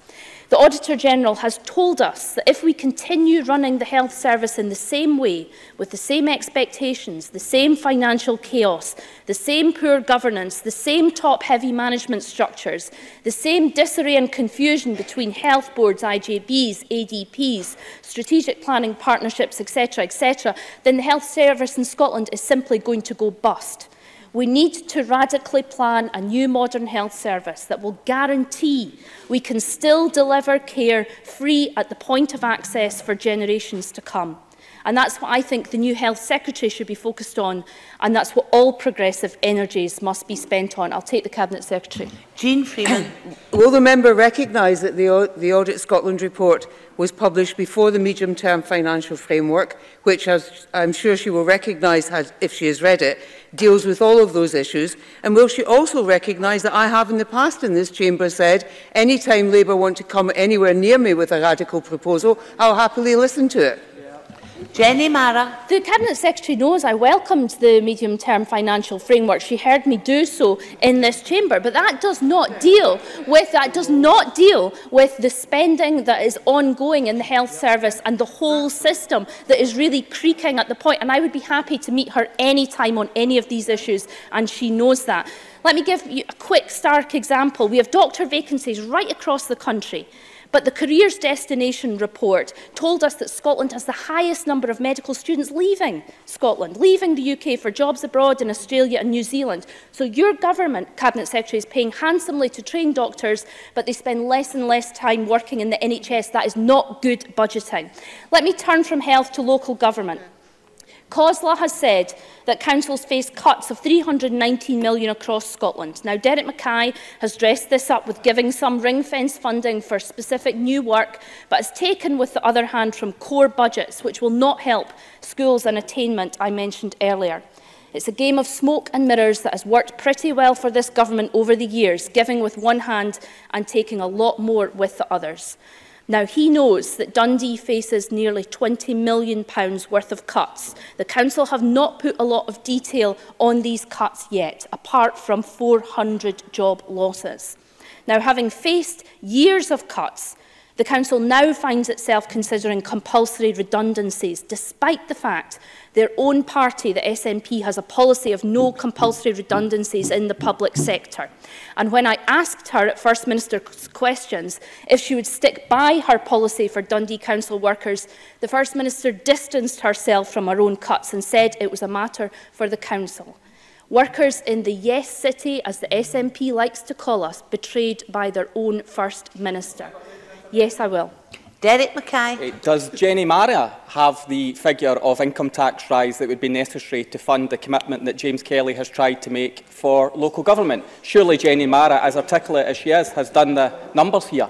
Jenny Mara. Derek Mackay knows as well as I do, Presiding Officer, that politics is about priorities. He chooses to prioritise things like the small business bonus and cannot get NHS finances in order. Labour's priorities are local services, and he knows that. He knows the situation in Dundee. He knows he led the Michelin Working Group as a result of the 850 job losses, 90 further jobs to go in Tesco in Dundee, announced just yesterday, 380 jobs at HMRC closing in 2022, 1,300 posts to go at NHS Tayside. Now 400 council workers under the SNP Council, many of whom have voted faithfully for his party. Given the perilous state of the economy in Dundee, I ask Derek Mackay again. He has announced £90 million today, but he knows that will not mitigate the £20 million of planned cuts in Dundee. Will he go back to Dundee and find a better settlement for our council? 400 jobs are at stake in a city that cannot take any more job losses. These jobs are in his hands. Will he act? Keith Brown, followed by Miles Briggs. Thank you, Presiding Officer. I am happy to support the general principles of the budget bill, including, of course, the general principle of investment in housing, £826 million for affordable homes, including £70 million of an increase on this year. In Clackmannanshire, this has included, for the first time, the 80,000 homes that we've created since 2007 has included, for the first time, new council houses in 25 years, after years of Labour selling off council housing and not replacing it. I'm also pleased to support the general principle of raising attainment in schools, £180 million, including £120 million delivered directly to the head teachers to close the gap. This will benefit Clackmannanshire. No, I'm going to make some progress. This will benefit Clackmannanshire by around £3 million and Stirling by over £1.5 million. I also support the general principle of funding for the Stirling-Clackmannanshire City deal. We all know how our area was shortchanged by the Tories and let down by the two local Tory MPs, but the Scottish Government will commit £50.1 million to our local communities, including the Scottish International Environment Centre and the Aquaculture Centre in partnership with Stirling University in my constituency. So I support the general principles, but I don't want to ignore the general context and the difficult context for this budget. First of all, if we listen to the comments of Bruce Crawford in the Finance Committee, it seems to me there are real issues for this Parliament to look at in terms of the fiscal framework and its ongoing sustainability for this Parliament. It also seems to me that in what everybody must agree is a difficult time for public finances, how smaller councils in particular can cope with those difficulties. And I have advocated at COSLA the consideration of issues such as a small council supplement to help in order to make the economies of scale savings that are made more easily by a larger council. But the context for this budget, of course, it includes the banking crisis and the failure of the Labour Party pre-2010. We also have, of course, the Labour Party, the first to bring us the bedroom tax as their proposal. We also have the legacy of the Labour Party's time in power, when the last words of the Labour government was there is no money left. But worse than that, in particular for our councils, is the legacy of PFI, Labour splurging on the credit card for PFI. And just to give the Chamber some idea of what that means, in my local council areas, both Clackmannanshire and Stirling, in Clackmannanshire that means £9 million going for PFI out of a £120 million budget. In Stirling, it's £11.5 million, which is 14% of the education budget. This was at a time when Labour was buying one school for the price of two. That's what's causing the problems for so many of our councils today. In addition to that, of course, we have seen huge problems for the Scottish Government in legacy, because they have to pay for things like hospitals and so on as well, which were bought by Labour for PFI. So these are huge pressures. But in addition to that, the mess left by the Labour Party, we've got what the Tories have done. So the Tories have taken Labour's mess and turned it into a £2 trillion national debt. The Tories have created a £2 trillion national debt. They lost the AAA rating for the pound, the one that they said was totally defensible and was guaranteed. They've lost that. They've also at the same time splurged on an austerity programme. So missing all their targets right through the Osborne years, right up to now, in terms of public spending, in terms of reducing the deficit, in terms of reducing the national debt. They have still managed to have austerity, create all the hardship that we've seen and ruin the economy at the same time. And of course, they're going to sort that by Brexit. We are making a pretty bad job of doing that. So we've seen the shambolic conduct of the economy, both from Labour and from the Tories, and that is what we are paying the price of now. That's what's causing so much of this problem. And as for the comments of Willie Rennie, I don't know whether he was lucky enough like me to hear the comments yesterday of his former colleague Margaret Smith, who described his approach to the budget, that of saying to the SNP, stop going on about independence just now and we'll talk to you about the budget, as, in her words, bizarre. She said, a Liberal Democrat said it was bizarre. And then Gordon Brewer added on top, he said, it's like saying to the Liberal Democrats, stop being Liberal Democrats for 18 months. Now, I think that was unfair because everyone knows that the Liberal Democrats have not been Liberal or Democrat for years. The simple fact is, and I think John Mason was exactly right to say, this is a pretext that Willie Rennie takes in order to avoid doing anything constructive in relation to the budget. He then went on to talk about different elements of the budget he'd like to see changed. Of course, he never took a single intervention during the course of that speech. He went on to go about different parts of the budget. Well, you had your chance to talk about those parts of the budget, and you chose instead to take a stupid gesture politics approach. And that is why you have no input to this budget. So it's up to the SNP as ever. No, I won't take an intervention from Neil Findlay. It's up to the SNP as ever. Last minute. I'm in my last minute. I'd love to have taken an intervention from Neil Findlay. So it's up to the SNP, both in terms of in government and across the council, to sort out this mess. The response of the Labour leader in my local area in Clackmannanshire, when I said to him after the elections in 2017, because it's a difficult council, small council, do you want to try and join forces, see what you can do jointly to help the council? No, we'd rather create fireworks for you. That was the approach of the Labour Party locally. That's the approach of the Labour Party nationally. They've opted out of the process, and it's down to the SNP locally and nationally to sort this mess out, and I commend the details and the general principles of the budget as proposed by the Cabinet Secretary. Miles Briggs, followed by Tom Arthur. Thank you, Deputy Presiding Officer. Our Parliament will this year mark its 20th birthday. When this Parliament was reconvened, as a nation we spent £8 billion on our NHS. Today that stands at £14 billion, almost half of the Scottish Government's budget today. And so it's important to... Can I make some progress first? I'm not quite sure why you're intervening straight away. Calm down for a bit. And so it's important to set the context for this budget today. Thanks to the UK Conservative Government decisions, we see £20 billion a year in additional funding for our NHS UK. And what does that mean for Scotland? Well, this year alone, it will see the Scottish Government receive the biggest cash injection in the history of our NHS. We should all celebrate that. That will equate to £2 billion in additional spending for our NHS by 2023, as we as a nation look to improve our health and social care services across Scotland. It is yet again another example of the benefit and strength of sharing our resources across our nations in the United Kingdom. Happy to. Derek Mackay. In that case, will Miles Briggs explain to the Chamber why it is he'll be voting against spending those Barnett consequentials on the health service and voting against extending free personal care? Miles Briggs. Well, let me educate the Deputy, the Finance Secretary, whatever title he's got today. Because it was by working with Amanda Capel after my election to bring forward the Private Members Bill that has forced this incompetent government to bring forward personal care. And on the issue of campaigning, perhaps the Finance Secretary would like to tell the Chamber why he and also George Adam and also Mr Arthur in this Chamber are only here because they stood on a platform to save the children's ward at the Royal Paisley Hospital. How's that campaign going for you, Finance Secretary? You sold out your constituents on that as well.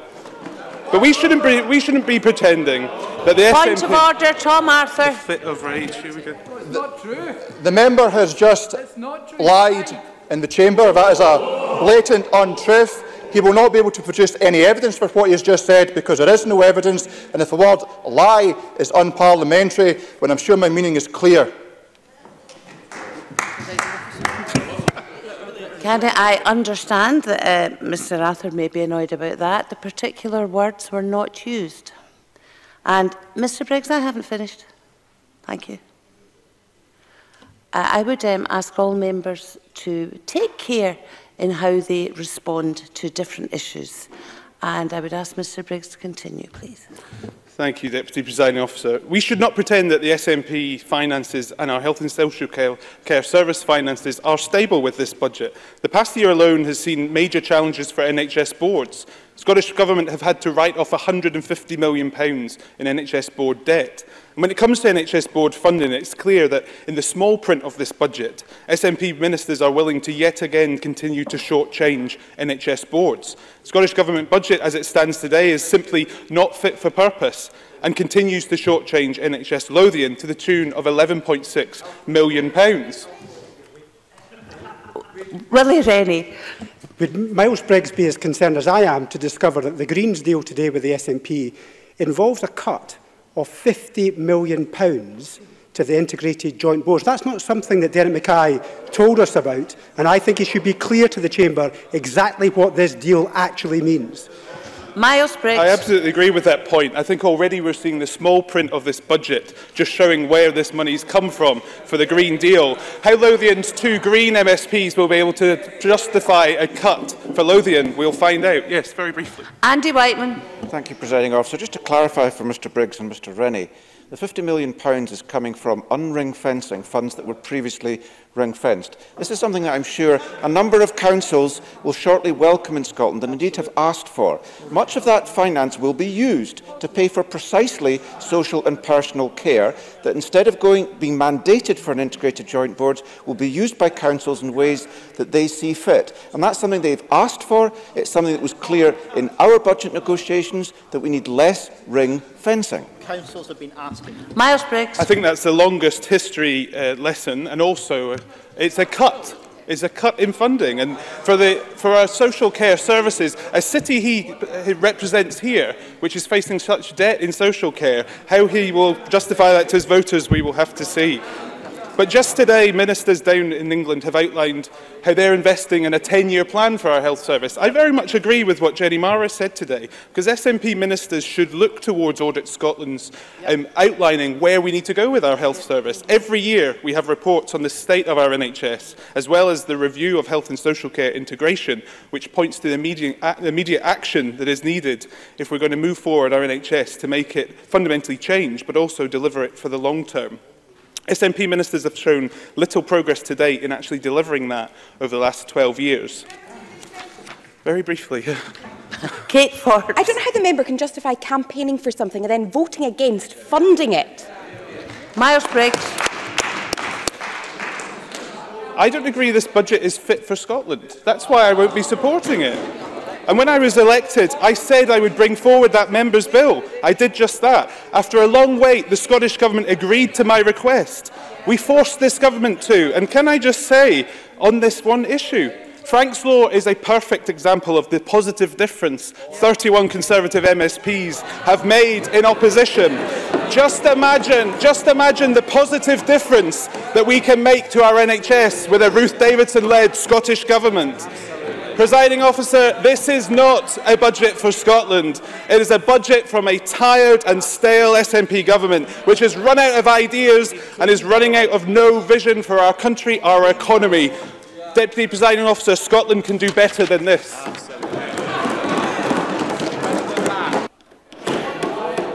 Tom Arthur, followed by Neil Finlay. Thank you very much, Presiding Officer. I am grateful for the opportunity to speak in this debate. And I think the speech we have just had from Miles Briggs illustrates what is at the heart of this debate. Whether one wants to engage in cheap politicking or one wants to take responsibility in a parliament of minorities. When Miles Briggs raised the issue of Ward 15 at the RAH, he uttered a falsehood in the chamber, a platform I did not campaign on. I have had quite enough of Mr Briggs for one afternoon. Already made up enough. Can I halt this for just a minute? This isn't about a personal argument. Could you state your case in relation to that, Mr Arthur, and be careful about your language during this political This case debate? is very, very important because it gets to the heart. Because in the case of Ward 15 at the RAH, the universal clinical opinion was that that was the correct decision. Was it a challenging one for politicians? Was it a challenging one for service users? Yes, but it was the universal clinical decision. That was a decision taken to benefit the people who use that hospital. And ultimately, as politicians, we have to make a judgment whether we listen to the professionals, where we listen to the experts, I know which the Tories have contempt for, or we just engage in cheap politicking and scaremongering. And I ultimately feel, and I would much rather support a government that takes responsible decisions. But we see the converse, because, of course, when Mr Briggs has an opportunity, when his Conservative colleagues have an opportunity to vote for Frank's Law, for extending free personal care, to actually deliver, what do they choose to do? No, they choose to vote against it. Because, I say, talk is cheap, but standing up, taking responsibility, taking responsibilities as a parliamentarian, living up to the responsibilities we have as MSPs, as legislators in this place, it is something clearly the Tory party are absolutely and completely incapable of doing, and that is why they will never be close to office in this country. And I have to say, what a stark contrast to the way that the Greens have comported themselves in these negotiations. Now, to be honest, there are differences of opinion that exist between myself and my party and that of the Green parties, but they have shown the maturity to go and engage in a constructive process. But I wonder, what is it that the SNP and the Green Party have in common beyond independence? Beyond independence. They are both parties which are not looking over their shoulders to the remote control masters at Westminster. They are parties that will put the priorities of Scotland first. And it is a shame that as we celebrate the 20th anniversary of devolution, the Tories have reverted back to their hard-line unionist stance. And what a shame it is to see the Liberal Democrats, a key champion for this place, to allow their unionism to trump their willingness to engage practically and with the government to go and bring forward budget proposals that will benefit all of our constituents. It is a shame, but I would just gently caution the Liberal Democrats. The last time they chose not to engage with the Scottish Government because of independence was following the election in 2007. And the consequences for them after that were going from being ferried about in ministerial cars to being able to fit their entire group in the back of a taxi. And I think the people of Scotland will remember their actions today as once again showing petty, party, ultra-unionist politics before serving their constituents and the people of Scotland. And as for the Labour Party, my goodness, I was hoping to address my comments to the head of the Labour Party, that being Alex Rowley, who's the only one that seems to have a brain in the party and a willingness to come forward and to engage constructively. But have we seen that today? No. We have seen, as has been described, a never-ending list of requests and demands, but no account of how that should be, how the expense of that should be met. And you know, it is a shame because I know one-on-one in my conversations with many members of the Labour Party that we share similar values. We want to see a progressive, more socially democratic Scotland. I'm sorry, Mr Finlay, I've got far too much to say. Any other time I would be happy to, but not this afternoon.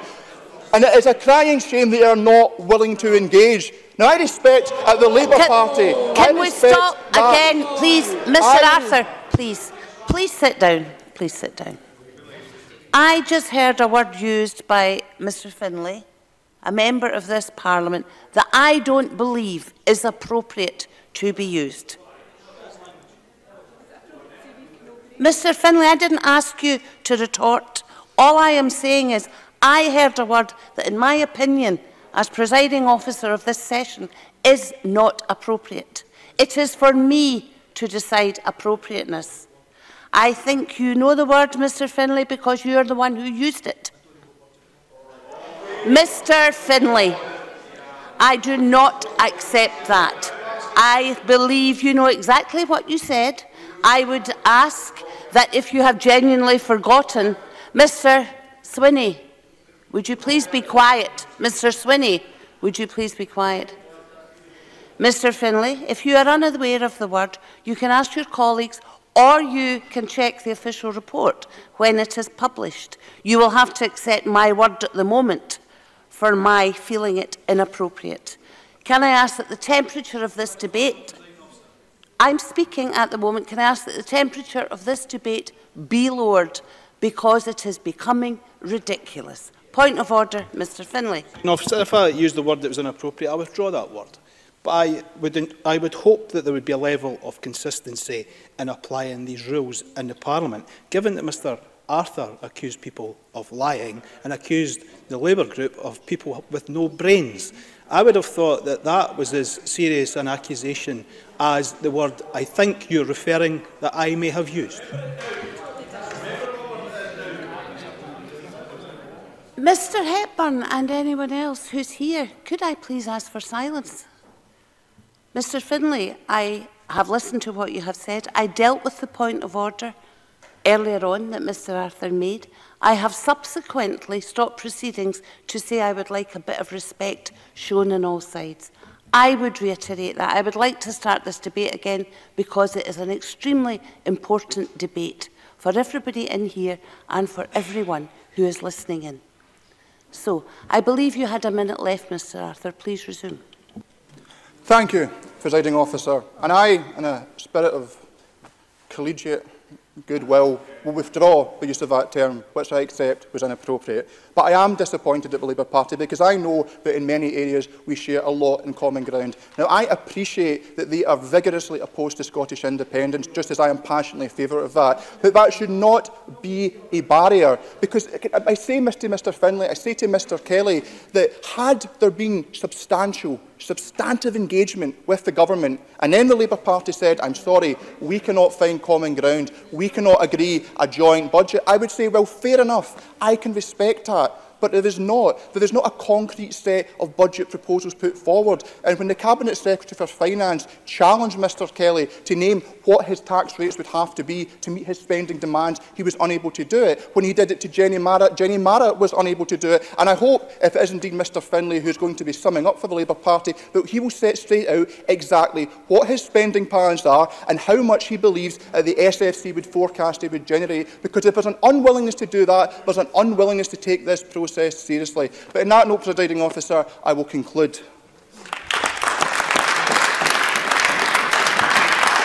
Neil Finlay, followed by Joan McAlpine.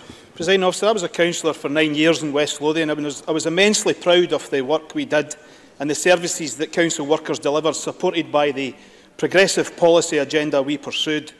In 2006, the council was named UK Council of the Year.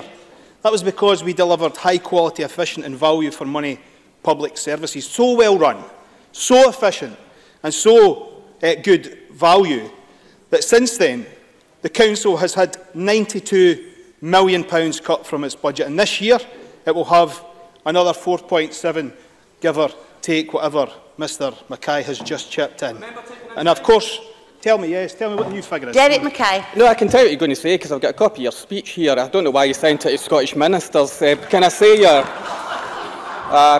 can I ask Mr Finlay, can I ask Mr, by the way, the figures are now all wrong in the speech, but can I ask Mr Finlay, is COSLA wrong when they welcome the announcements that I've made today in relation to local government, which they have? So, are COSLA wrong? And would Mr Finlay care to change his speech? And you can cut out the personal insults as well. No, Mr Finlay, I think Mr Mackay. I think he's got you there, Mr Finlay. Mr Mackay, I have to say the Chamber will know about my computing skills. They've been... it most certainly is not the first time I've shared information with many members across the Chamber. And can I absolutely assure you it won't be the last, given my computer skills. So, but I'm afraid Mr Mackay did not update us on the new figures. But of course it's not just West Lothian that cuts like this are happening to. It's across every council in the country, affecting every single community.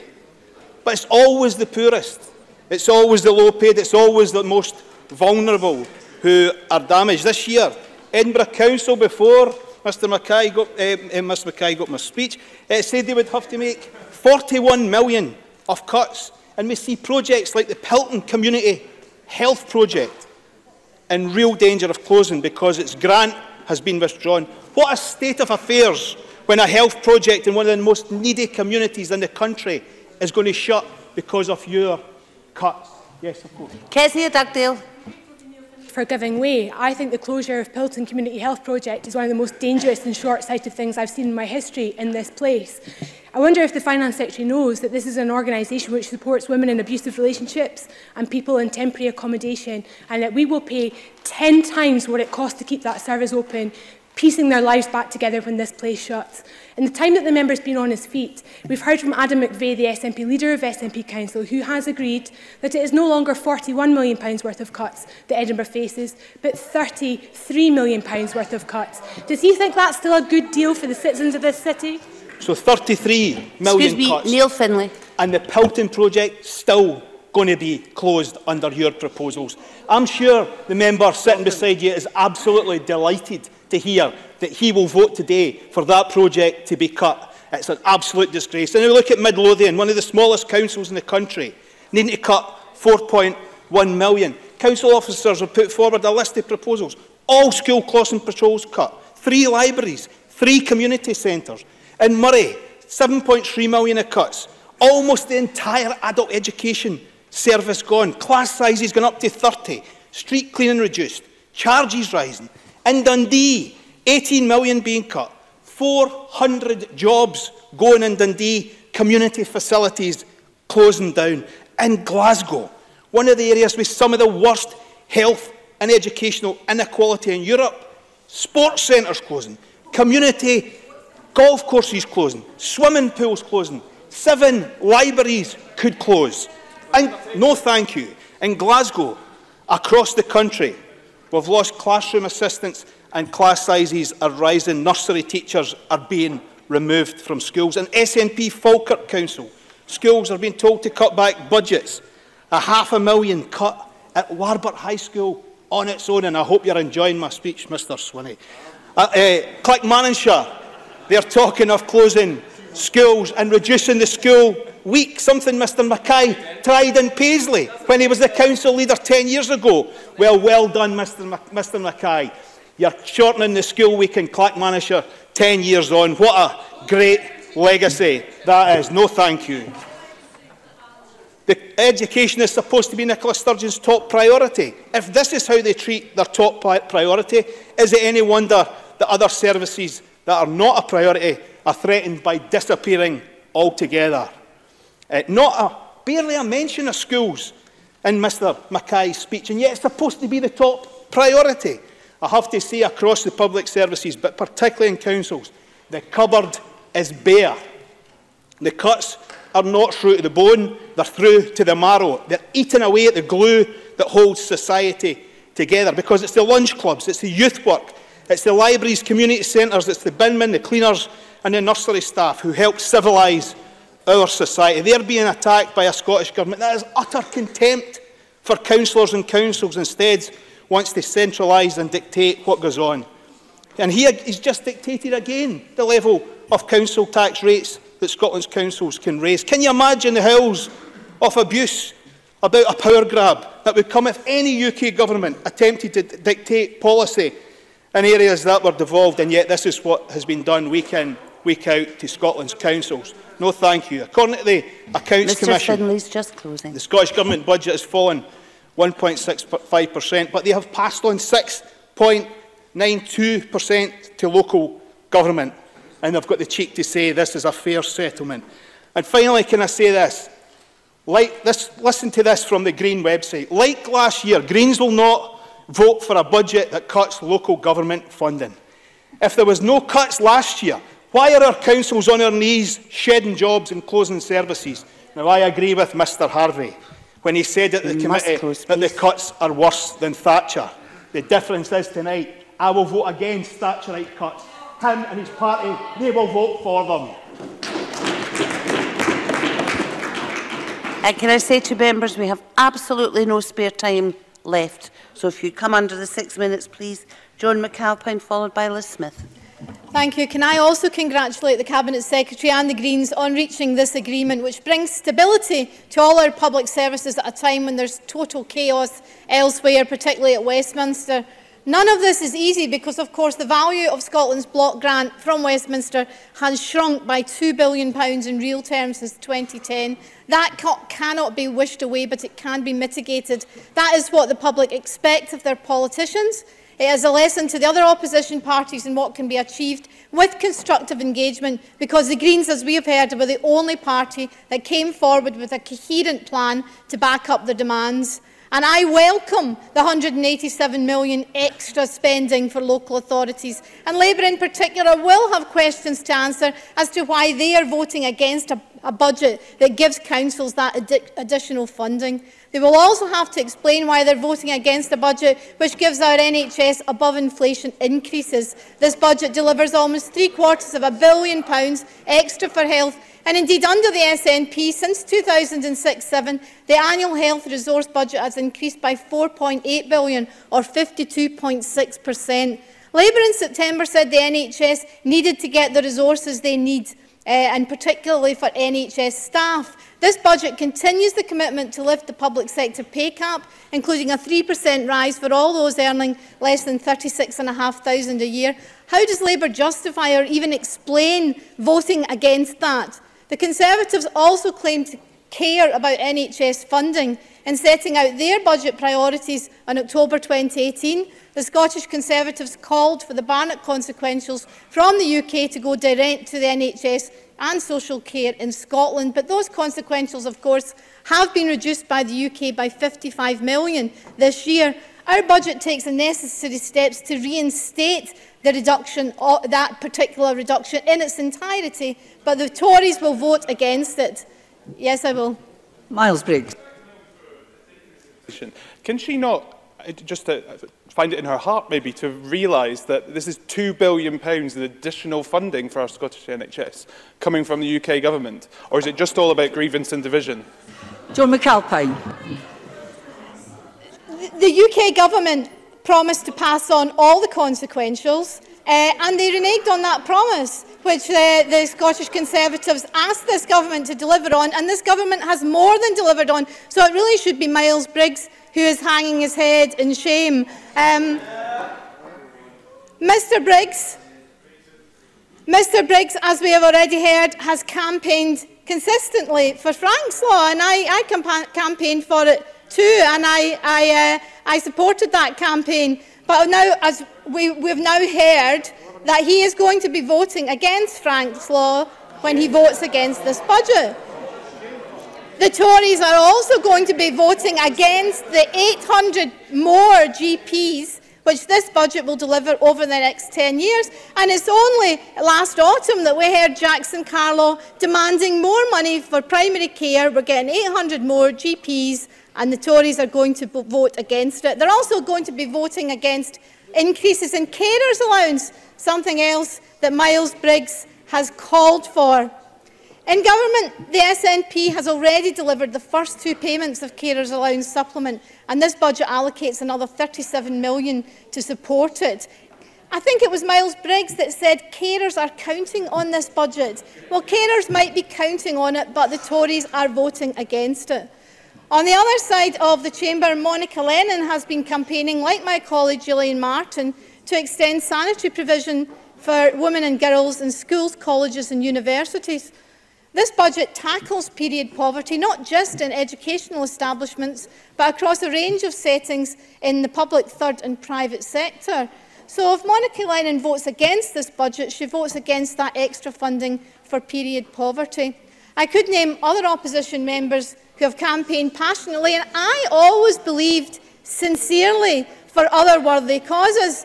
Willie Rennie, for example, has articulated the case for more mental health spending for young people in particular, and he has articulated that case well and diligently. This budget will increase direct investment in mental health by £27 million, taking overall funding to an incredible £1.1 billion, and that includes specialist treatment for young people, an expanded distress intervention programme, and developing community services to support the mental well-being of 5 to 24-year-olds.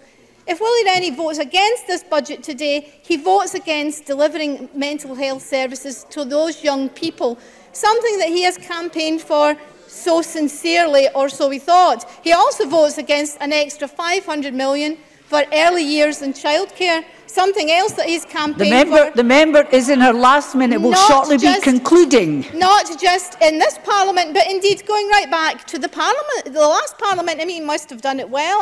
I still remember some of the speeches he made on that particular subject, but he's going to be voting against money for early years. I could go on, because Labour, Tory and Liberal Democrat benches are populated by politicians who are all about to ditch their principles and vote against everything they have spent the last year campaigning for.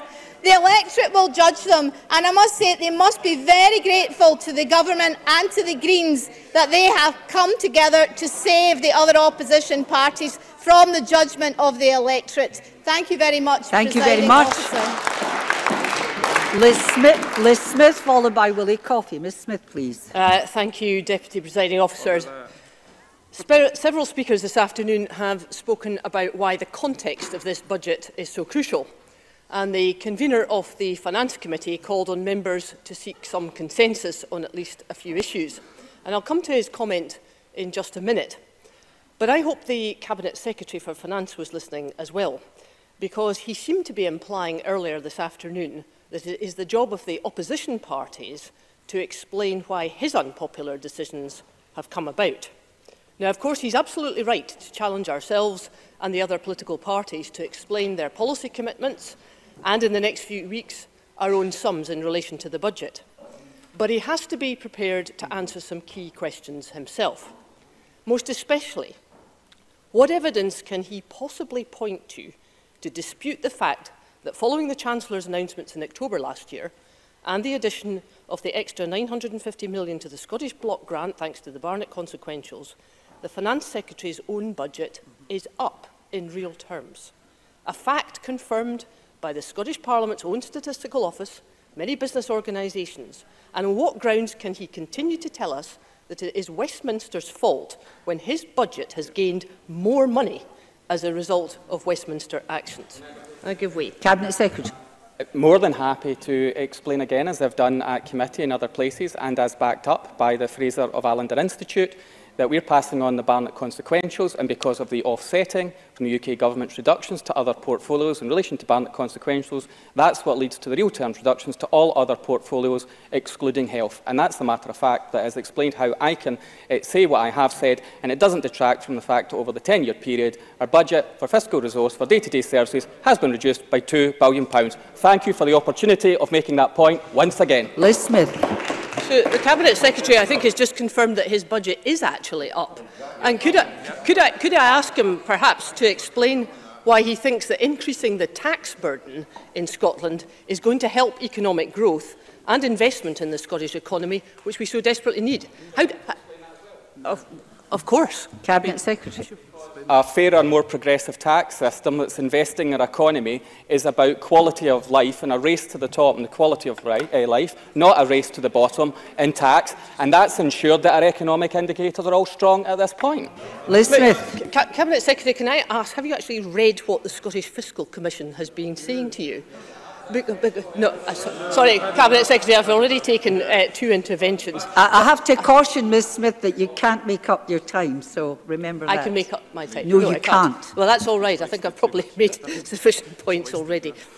Presiding Officer, I think one good point is to hear that local authorities will get back at least some of the cash that they have been taken away in the last few years. Because when it comes to education, the Cabinet Secretary knows full well that local authorities of every political hue have been having to take extremely tough decisions, like shortening the school day or getting rid of their school crossing patrol or increasing fees for music tuition or making redundant a classroom assistant.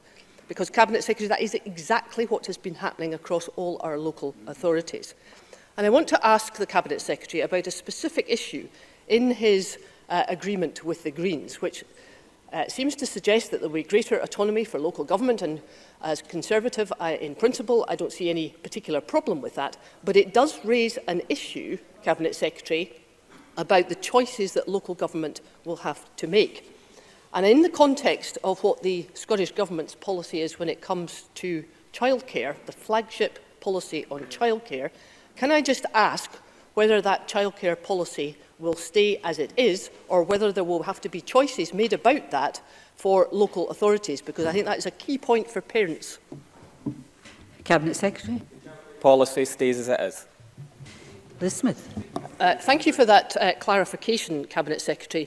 But what effectively would be happening if there is greater autonomy to be given to local authorities? What happens when they start to take decisions where they feel that because of financial pressures, they can't actually deliver some of the choices that they have actually been told to do?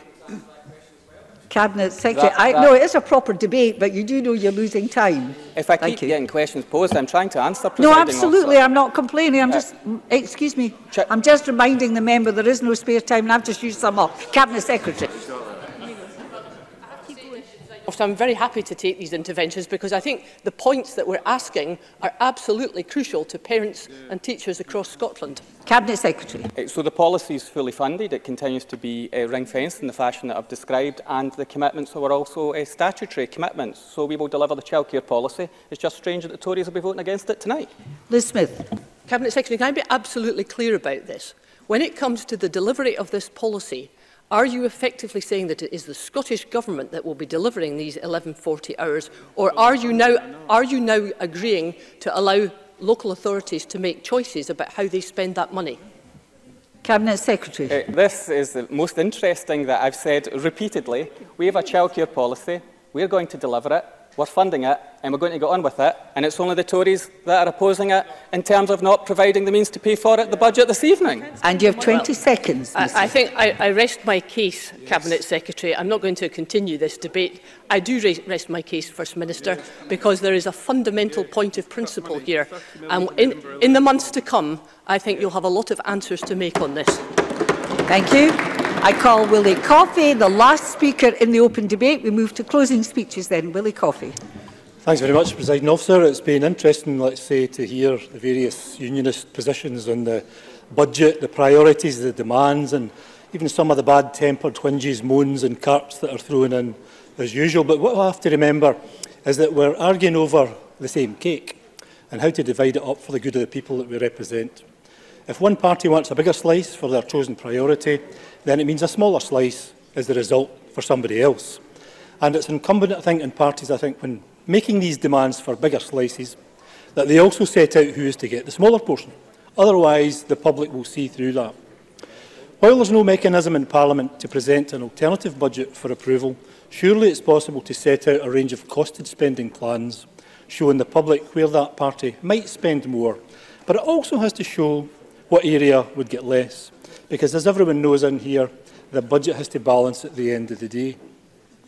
The Scottish Government's budget provides Scotland with the stability sadly lacking at Westminster, where the current administration down there teeters on the brink of collapse on a near-daily basis, unable to stick to the same plan it had last week or the week before.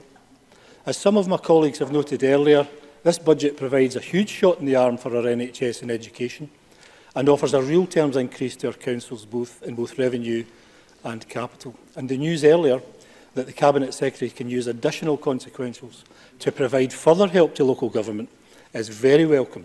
And it means that for my council in East Ayrshire, they will receive between an extra £2 and £4 million on top of the proposed allocation.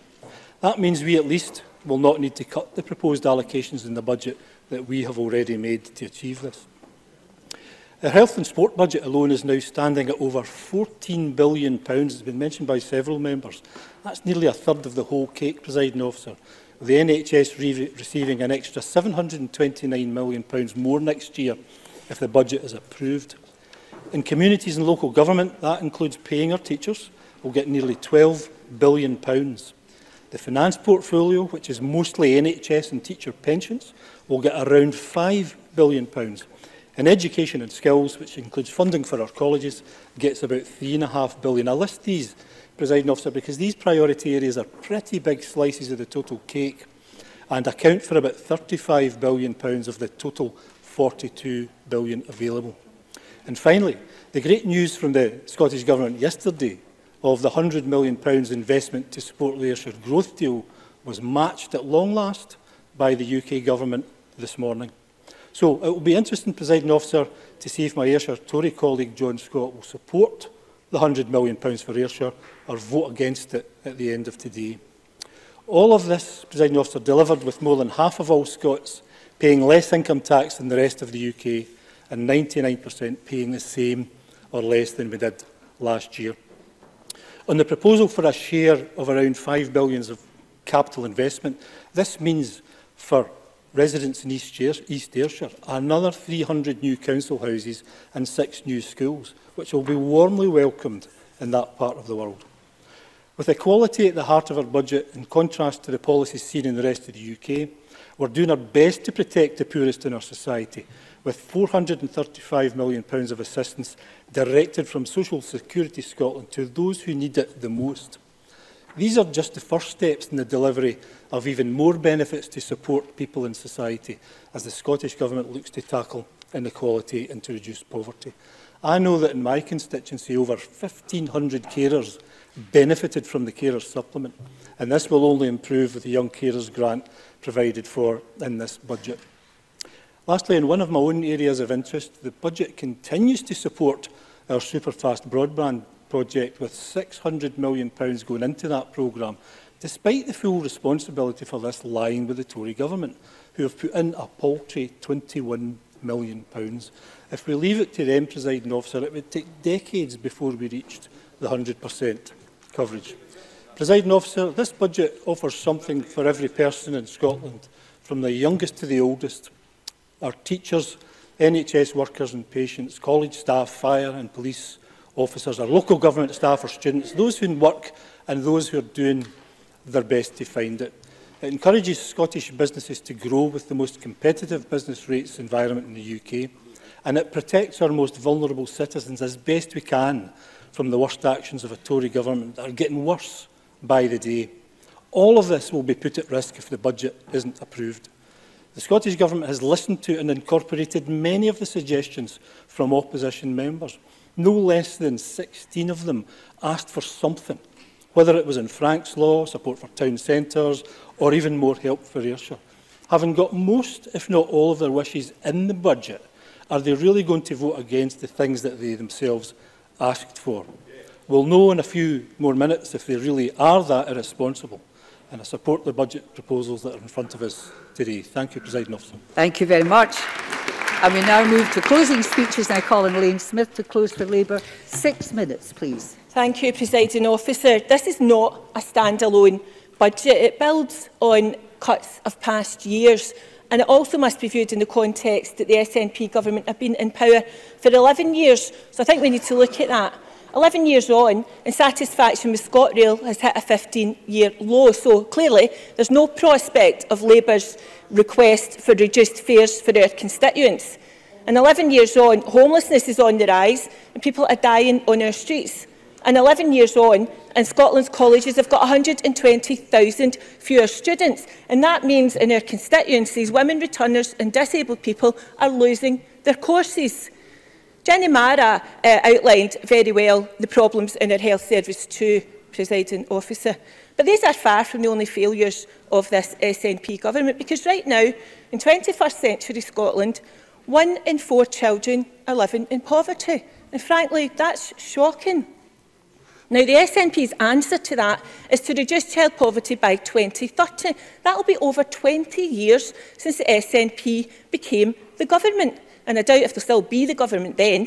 And today, of course, we found out that the government has only met 4 of the 15. I think we want to listen to what the Poverty Advisor said today. They've only met 4 of the 15 recommendations from the Poverty Advisor. The SNP are the government of a country where food banks have become the norm. Children living in poverty need action now, and this government has got the power to implement Labour's budget request and increase child benefit by £5 a week. Give me 5 asked families what would they do with that £5 top-up. Well, one mum said, I've got 2 kids, so £10 a week extra could allow us to buy fresh fruit and hopefully not rely on food banks so much. Well, I usually do, but Derek Mackay has said that the Labour Party haven't been engaging, and he knows fine well that James Kelly has met him on several occasions. So he's not listening. He's not listening to Labour MSPs. He's not listening to trade unions and churches and poverty campaigners, and he's not listening to councils. So no, thank you. I don't think I will. Presiding Officer, 11 years on, and the SNP have the powers to mitigate the Dickensian Tory welfare policy, and they could support Labour, and they could use this budget to end the two-child cap and the repugnant rape clause. But it seems that that is not a priority. And 11 years on, and life expectancy in Scotland has dropped to the lowest in the UK for the first time in 35 years, with significant differences in local authority areas. And in North Lanarkshire, that means a variation of more than 10 years compared to parts of Perth and Kinross. And that, of course, brings me to the state of councils, 11 years on from the SNP taking power. Neil Findlay and indeed Kezia Dugdale made the point that it is not possible to deliver the services their communities need with a continued reduction in year-on-year funding and a depleted workforce. And it is not going to be possible to reduce poverty when the biggest employers and communities are being forced to shed their staff. And those job losses are undoubtedly the fault of this SNP government. And for households with the least, local government services are needed the most. And as Jenny Mara also alluded to, spinning ring-fence funding as an increase really is just a big con. Now, Spice confirmed at the first stage of this budget that the local government settlement was a real terms decrease of £319 million. And let's remember that was only to stand still. £90 million core funding does nothing to fill that gap. It does not fill that gap. So, 11 years on, and preventing poverty and reducing its impact surely must mean properly investing in local government and not continuing to slash funding. Derek Mackay said at committee, every council has to make efficiencies, but there are no more efficiencies. Joe Cullinane, leader of North Ayrshire, asks if SNP-run Falkirk is instructing its head teachers to write to parents about £5 million reduction in school budgets because it's going to mean a more efficient education for their children. And Keith Brown mentioned Clackmannanshire. Well, Joe asks if SNP-run Clackmannanshire, considering closing primary schools and reducing the high school week, is doing that because it's going to be more efficient. And if SNP-controlled Murray Council were more efficient, could they achieve a balanced budget? Presiding Officer, this week I met with North Lanarkshire Labour councillors to hear first-hand their deep concerns. They cannot sustain the services that communities need with this vicious year-on-year financial assault from this SNP government. And the Jam Tomorrow deal with the Greens does nothing to change that.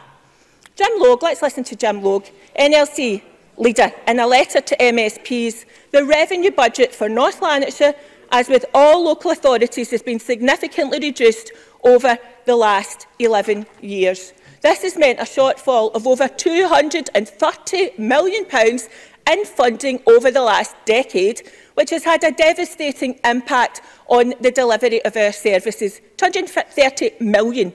So in answer to Derek Mackay's council tax announcement, Jim Logue tells us a budget settlement that gives a tax cut to government ministers while forcing councils to increase council tax on hard-working people across North Lanarkshire to pay for their services is not a fair deal. The Scottish Government have quadrupled the austerity it's received from Westminster, and we can all see the impact cuts have had on our crucial services. Presiding Officer, 11 years on, these ongoing cuts to councils are cuts to communities. This is worse than the Thatcher years, and the same old Tories want to make sure that the rich don't pay more tax. But in answer to Willie Coffey, if I might, Unison tells us a different and better budget is possible by expanding the fiscal envelope. This government needs to think again and bring back a budget that properly invests in communities and puts income in the pockets of families to tackle poverty. Scottish Labour will not support this I've let budget. you go a bit longer. Thank you very much. And now call Adam Tompkins to close for the Conservative. 7 minutes, please. Thank you, Presiding Officer. The context, Presiding Officer, in which this budget is set is that the Scottish Government's budget is going up by more than £1 billion in cash terms this year. This translates into a real terms increase of nearly 2%, and as we heard earlier from Miles Briggs, it includes more than £2 billion of increased spending for the NHS in Scotland by 2023. So that's the context in which the SNP seeks tonight to pass yet another pay more, get less budget, ensuring that Scotland will remain the highest taxed part of the United Kingdom. The second element of context, Presiding Officer, in which this budget is set is a context of subdued growth. The SNP's economy in Scotland lags behind UK economic growth and is forecast to do so every year until not merely the end of this Parliament, but well into the middle of the next Parliament. While SFC growth forecasts for Scotland are going down, OBR growth forecasts for the rest of the United Kingdom are going up. This costs businesses, but it also costs the public services dear. Earlier this afternoon, we heard the Cabinet Secretary say that in an independent Scotland, he would grow the economy to pay for the cuts that the European Union would impose on him. But he should be growing the Scottish economy now, Presiding Officer. The third contextual element that needs to be understood to understand this evening's budget is the SNP's broken manifesto commitment not to increase income tax rates. Seeking election, Nicola Sturgeon said in 2016, and I quote, that we will freeze the basic rate of income tax throughout the next Parliament to protect those on low and middle incomes, unquote. Presiding Officer, in the rest of the United Kingdom, everyone earning up to £50,000 a year pays income tax at 20%. Under the SNP's Scotland, by contrast, everyone earning more than £25,000 will pay income tax at 21%. That's a broken promise. And this, Presiding Officer, is the true foundation of this year's budget. Broken nationalist promises. Presiding Officer, the choice made by the Finance Secretary is not merely to persist with this, but to extend the income tax gap between Scotland and the rest of the United Kingdom, meaning that all those in Scotland earning between £43,000 and £50,000 will face a marginal tax rate of 53%. It means that public servants such as police sergeants, senior nurse managers and principal teachers will be paying more tax in Scotland than their counterparts south of the border, in some cases more than £1,500 a year more. Now, there is growing evidence, Presiding Officer, that this is already causing tax flight. People who would otherwise come here to live and work being put off because of the SNP's tax hikes, and people already here seeking to leave to escape the SNP's punitive tax rates. This is already costing the Scottish Government tax revenue. Pay more, get less. What we need, Presiding Officer, is a budget that increases the numbers of Scottish taxpayers, not one that puts them off coming here, puts them off staying here, or drives them away. Presiding Officer, the Finance Committee heard a week or so ago in evidence on the budget that for every 20 new additional rate taxpayers we attract to Scotland, the Scottish Government receives £1 million in additional tax receipts. Yet, when challenged about this in the committee, the Cabinet Secretary could identify not a single government policy designed to increase such jobs in the Scottish economy. It is higher wages that drive increased tax revenues, Presiding Officer, not tax hikes. And then we come to today's deal with the Greens.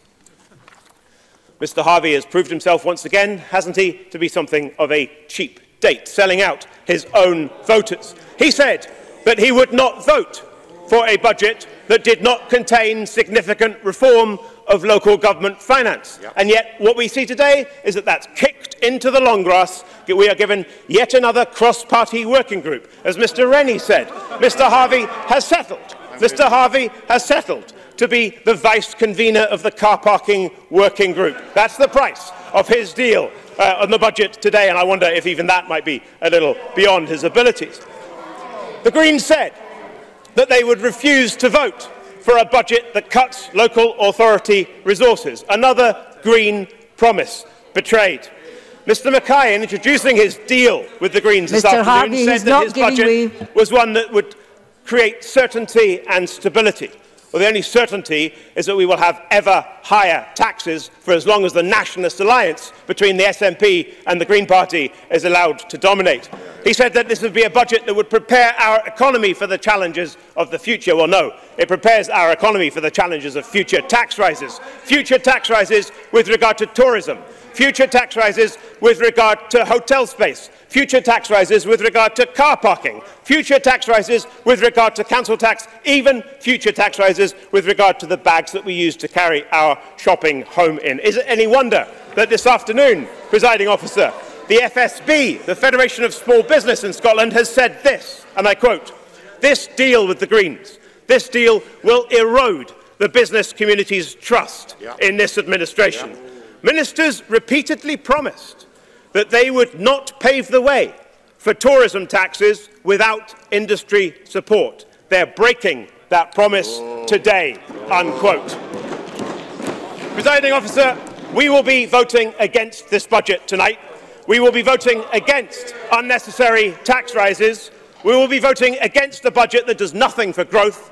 We will be voting against a budget that does nothing for business. And we will be voting against the budget that punishes Scotland's hard-working families.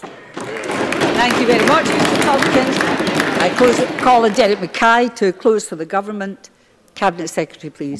Presiding officer, I think it's fair to say that in some days in Parliament we maybe don't have the most fulsome of debates. It's also true to say that I don't always have early sight to opposition speeches, but I thank Neil Findlay for early sight of his speech earlier. Not right now. Allow me to make... Well, OK. Mr Findlay. I have to say to Mr Mackay, given my IT skills, this one doesn't even make the top 10. But I am in exalted company, as Bruce Crawford reminded me earlier, that he sent the entire programme for government to the whole Parliament in years gone past. Well, Neil Findlay's admitted that his IT skills aren't very good, neither is his group's budgeting skills either, as we've seen from the course of the day. Angela Constance, I thought, helped establish some calm and tone to the budget debate and explored the issue about how we can be constructive, for example, exploring the use of financial transactions to credit unions, and it's that kind of constructive suggestion that I can take away. She did talk about her affection for me, and I can't say that I've felt the love from the entire chamber this afternoon, and I am slightly resistant to Angela Constance's charms for reasons well understood by the chamber. But in terms of this minority government, it's important that we... that's a slow-burning joke, by the way. But in terms of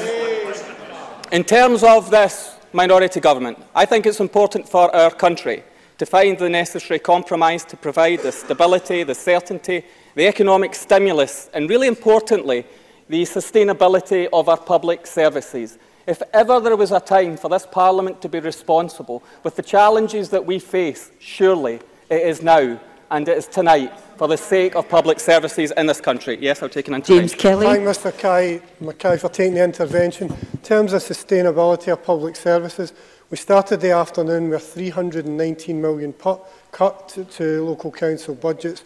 You announced £90 million in direct funding. That still leaves a massive black hole of over £200 million that councils are going to have to find. That's punishing local communities, surely. Derek Mackay. At the draft budget, I proposed a real terms increase for local government. The decisions that I'm taking today enhance that offer to local government. No wonder causeless spokespeople are right now welcoming the movement from the Scottish Government about the deal to local government.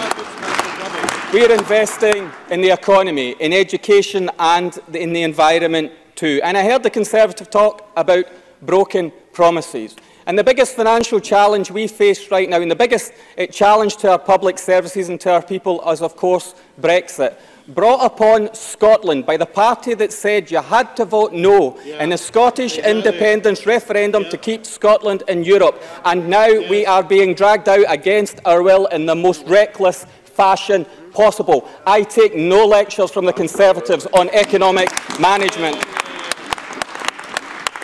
But actually, those opposition parties, I will. Patrick Harvey. The Cabinet Secretary for giving way. One of Mr Tompkins' concerns was tax flight. Given that even if local councils use their full capacity to increase council tax in Scotland will still be significantly lower than it is in England. Are we facing the prospect of a potential tax flight from England to Scotland? Cabinet Secretary. We would welcome people, of course, from across the United Kingdom to come to Scotland. It's the Tories that are hostile to migration to Scotland, not the other parties in this chamber. And it's also true to say that council tax in Scotland will be lower than it is in England, and the rises will be lower than they are in England. So we are taking reasonable decisions to empower local authorities in the fashion that I've heard people from across this chamber say for some time. The economic indicators in terms of Scotland right now are good, only subdued because the uncertainty caused by Brexit. 7 consecutive quarters of GDP growth, some of those quarters outperforming the UK. Record low unemployment at 3.6%. Record amounts of foreign direct investment, second only to London and the southeast of England. Exports soaring, all threatened by Brexit and the mismanagement at the hands of the Conservatives. But what this budget does is proposes to invest £42.5 billion in the services and infrastructure and welfare and social security of Scotland. Record sums for the National Health Service, real terms increase for education, more support for local government. 3 consecutive years since I've been Finance Secretary of more than real terms increases for local government. Record investment in housing, more investment in transport and support for our emergency services. To oppose this budget doesn't just oppose the extra £2 billion we are spending, but imperils the ability to raise the necessary revenues of tens of billions of pounds, imperiling £42.5 billion of the Scottish budget. The Tories have lectured me. There was a good question, a good point made. I think it was Murdo Fraser that made the point. Who owns Scotland? And that tells you everything you need to know about why the Tories oppose our progressive and fair tax policies. Tax cuts for the richest, hammer the most vulnerable in our society. That's not the path we will follow. Under our progressive regime, income tax in Scotland will be fair and progressive, and Scotland will continue to be the lowest tax part of the United Kingdom. If we had followed the Tories' tax policies, we would be cutting public services to the tune of £500 million. I was listening to the Labour Party, and I was looking forward to Alec Rowley's speech because I know he was on the Labour speakers list, until he put forward an idea about how we might fund local government. He was told by the Labour Party to, and I quote, "Shut up, he had no authority to negotiate with me, and he's not even allowed to speak in the chamber anymore on behalf of the Labour Party." That's what happens when you have a good idea in the Labour Party in this chamber. And I asked the Labour Party, what is your figure to pay for your spending commitments? And they didn't give me the alternative budget. I was promised a shambles and they over-delivered in that regard. The actual figure of taxes that would need to be raised to pay for Labour's commitments is a 6% increase in the higher rate. That is a choice, but be honest with people of what you are proposing when you put suggestions to us. And I've been criticised for doing a deal with the Greens. I would rather do a deal with the Greens any day rather than the DUP that are backing the Tories in the House of Commons. Alec Cole-Hamilton, on behalf of the Liberal Democrats, said in The Scotsman, "We've made clear to the SNP we want a budget that focuses on education, mental health and local government." We've delivered on education, mental health and local government. But the problem is I didn't dress it up in a union flag, therefore the Liberals will vote it down tonight. Support for the most vulnerable in our society, stimulation for our economy, safeguarding Scotland's public services, a competitive business rates regime. I've held the rates on income tax and business tax. We're empowering local government. Some Tories said that Theresa May had more chance to get her deal through Westminster and the European Union than I had getting a budget through the Parliament. Tonight, we will succeed. First vote, first time, delivering for Scotland against the meagre, ineffective, reckless, irresponsible opposition that we face. This has been months of hard work, but surely Parliament should now move forward to deliver a budget that works for Scotland, that protects us in the face of austerity, Brexit by accident, and a clear economic plan to support our country and accelerate that economic growth. This is a good budget for Scotland, and I have great pleasure recommending it to Parliament tonight.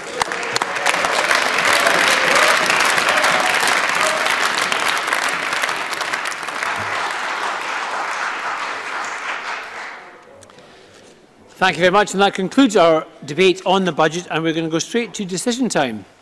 So the first question is that Amendment 15625.1 in the name of Murdo Fraser, which seeks to amend Motion 15625 in the name of Derek Mackay on the Budget Scotland No. 3 Bill, be agreed. Are we all agreed? No. We're not agreed. We'll move to a division. Members may cast their votes now.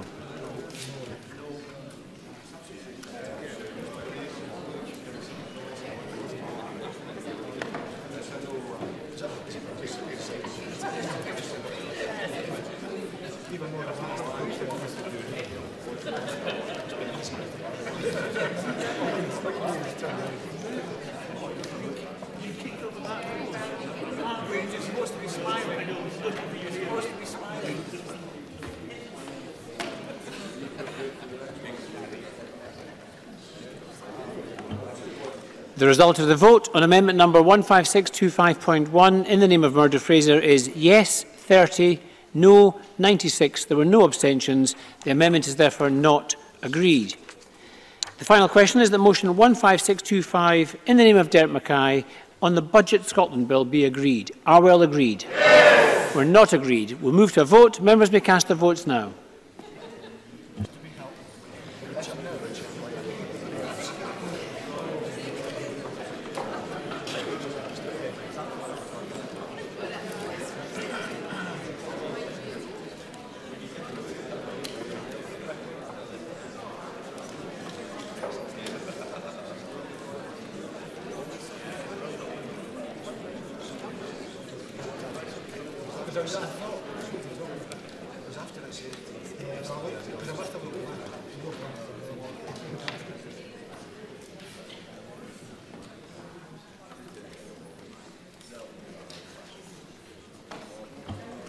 The result of the vote on motion 15625 in the name of Derek Mackay is yes 67, no 58. There was one abstention. The motion is therefore agreed.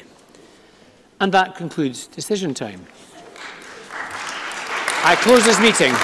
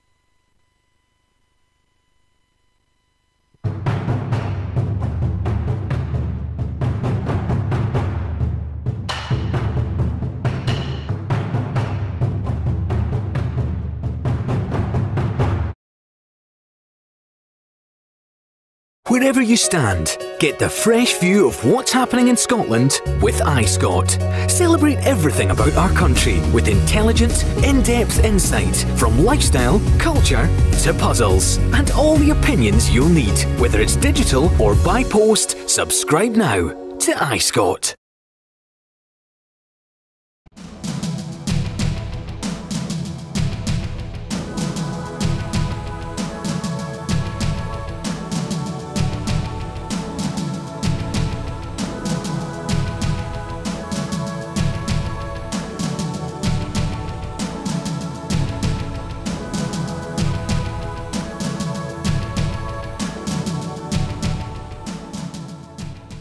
Well, it's lovely to be out on such a sunny evening in Edinburgh, but it's a shame that we have to be out tonight protesting against the two-child cap and the rate clause. Well more than a year since Alison Thewlis, my colleague at Westminster, first spotted it in the small print of a Tory budget. Very glad to see such a huge demonstration today and so many people still coming along 1 year after the rate clause came into force to show their opposition to this vile and despicable policy. The UK government have never been able to justify this policy, and we saw that this week with Esther McVeigh's pathetic attempts to say that the rate clause was somehow double support for women and that gives them some kind of chance to talk about the most appalling and disturbing experience of their life.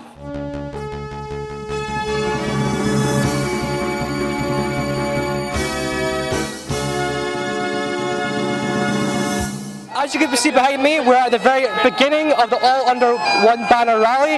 You can obviously hear the pipers behind me as events are about to kick off.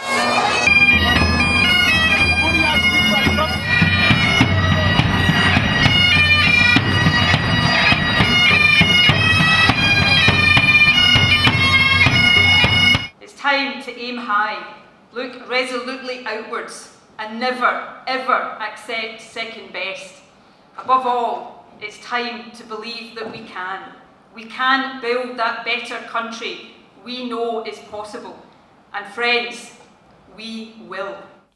If you enjoy watching our programmes, please help us to be Scotland's independent broadcaster by signing up to become a Broadcasting Scotland supporter.